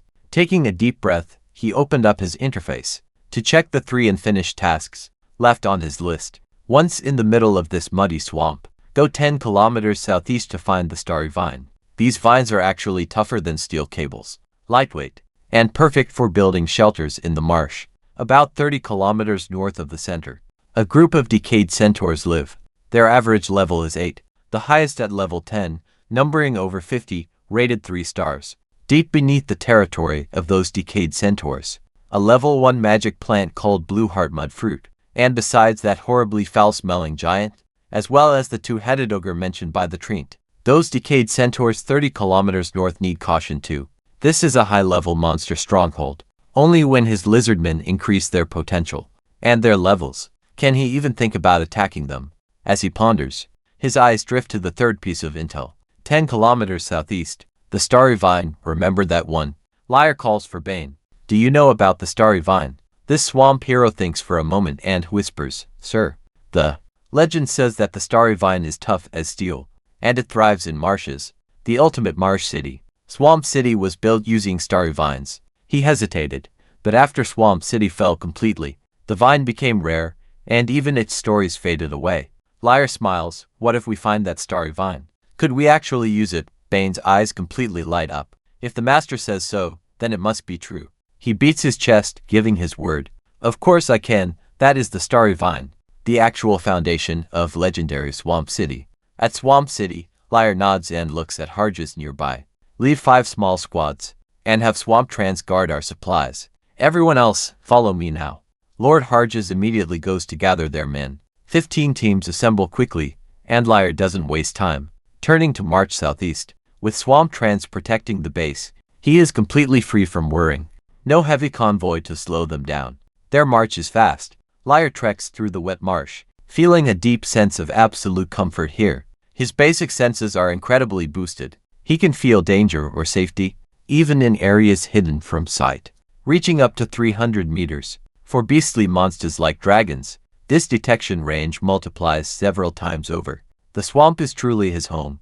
After trekking about 2 kilometers, wait, Liar suddenly signals everyone to stop. His eyes lock onto a patch of reeds, just 100 meters ahead, standing half a man tall, swaying gently in the wind. Everyone, stay completely alert. There might be enemies hiding in those reeds. Amber eyes of a wetland lizard gleam. Their men instantly show hostility. Sensing movement, they quickly gather around him. Angry curses echo from the reeds, rustling and shifting. Ugly creatures, standing about 1.5 meters tall, emerge from the reeds, glaring fiercely. Each head is just an ugly fish face, sporting dead, white eyes that look absolutely, incredibly creepy. Their bodies are completely covered in slimy, sticky mucus smelling strongly of rotting fish, making everyone feel sick. They stand on 2 feet, clutching crude bone spears in their hands. Half-fish beasts with level 5 potential. 1-star racial talent, slimy mucus. That slime actually gives them extra resistance to magic, cutting magical damage by 20%. Skill, slimy fish spear. The 1-star mucus coats their weapons, sticking to enemies and slowing them down during attacks. Their wetland life talent makes them move faster in swamps, gaining an extra 30% speed. Honestly, they are just common swamp monsters. Within a moment, the half-fish army grows to over 4 squads. Liar's eyes turn extremely cold. Just level 5, 1-star trash monsters. What kind of mindless pests dare to ambush them here? Snorting coldly, Hags led the charge to kill. He rushes forward with overwhelming violence, instantly tearing apart 7 or 8 half-fish beasts directly in his way. Plunging into the crowd, fresh blood dyes him red, making this swamp lizard hero look absolutely terrifying. He is brutal when taking damage, growing even more ferocious. All his attributes spike by 30%, fearlessly fighting all the way to the death. Pure bloodlust takes over. His size grows by 20% and strength by 40%. Every single skill is made for slaughter. Regular swamp lizard men are not quite this fierce in battle, but they are still tearing through the half-fish creatures. One swamp lizard swings his steel blade, fighting against a remarkably agile half-fish creature on the field that easily ducks under the strike. Another lizard spear strikes its belly hard, but with a loud crack, the spear shatters, leaving nothing but a faint white mark on its armor. This swamp lizard snarls, fiercely swinging its massive arm, blades for claws, piercing straight through the chest with a squelch. A bloody claw rips right out the fish creature's back, swinging with force, ripping the body apart and tossing it aside like garbage. Absolute killing efficiency. It is barely slower than a level 3 Kelder rat. These swamp lizard men are way stronger, one-on-one than these fish creatures, backed by armor-crushing power. Just look at their savage side now. The half-mermaids fight fiercely. Their weapons cannot even hope to pierce that thick wetland armor. Instead, they get popped one by one. The half-mermaids are slaughtered. Their squad count drops incredibly fast. Soon, less than 3 small teams remain on the field. These swamp monsters finally break. You can literally see the terror in their eyes, shaking as they drop their weapons to turn and run away. But escaping is not an option. Liar had already positioned multiple squads to block the bushes. Now, the wetland lizard men begin the final cleanup. Steel blades flash together. Splat, splat. Cold steel slicing through flesh and shattering bone. Screams of tearing flesh fill the air. Blood completely paints the grass. All 5 level 4 half-mermaids from the squads are utterly slaughtered. The cost was over 30 injured, but only lightly hurt.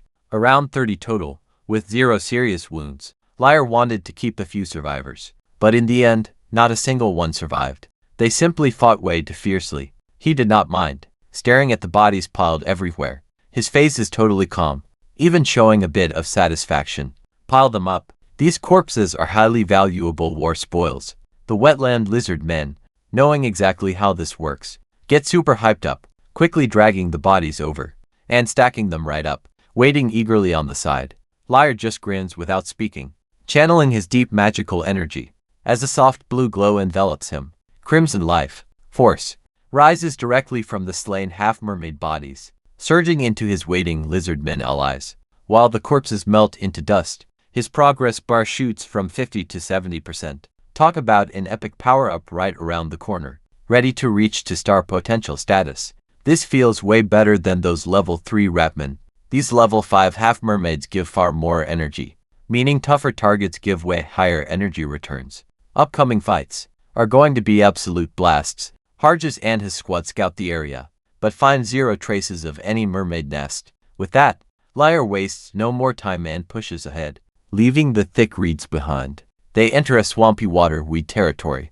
Long green tendrils drift through the murky depths, with delicate little pure white blossoms on top, resting right on the surface, bobbing gently with the slow currents. A soft breeze brushes past, making them dance, releasing a surprisingly clean fragrance.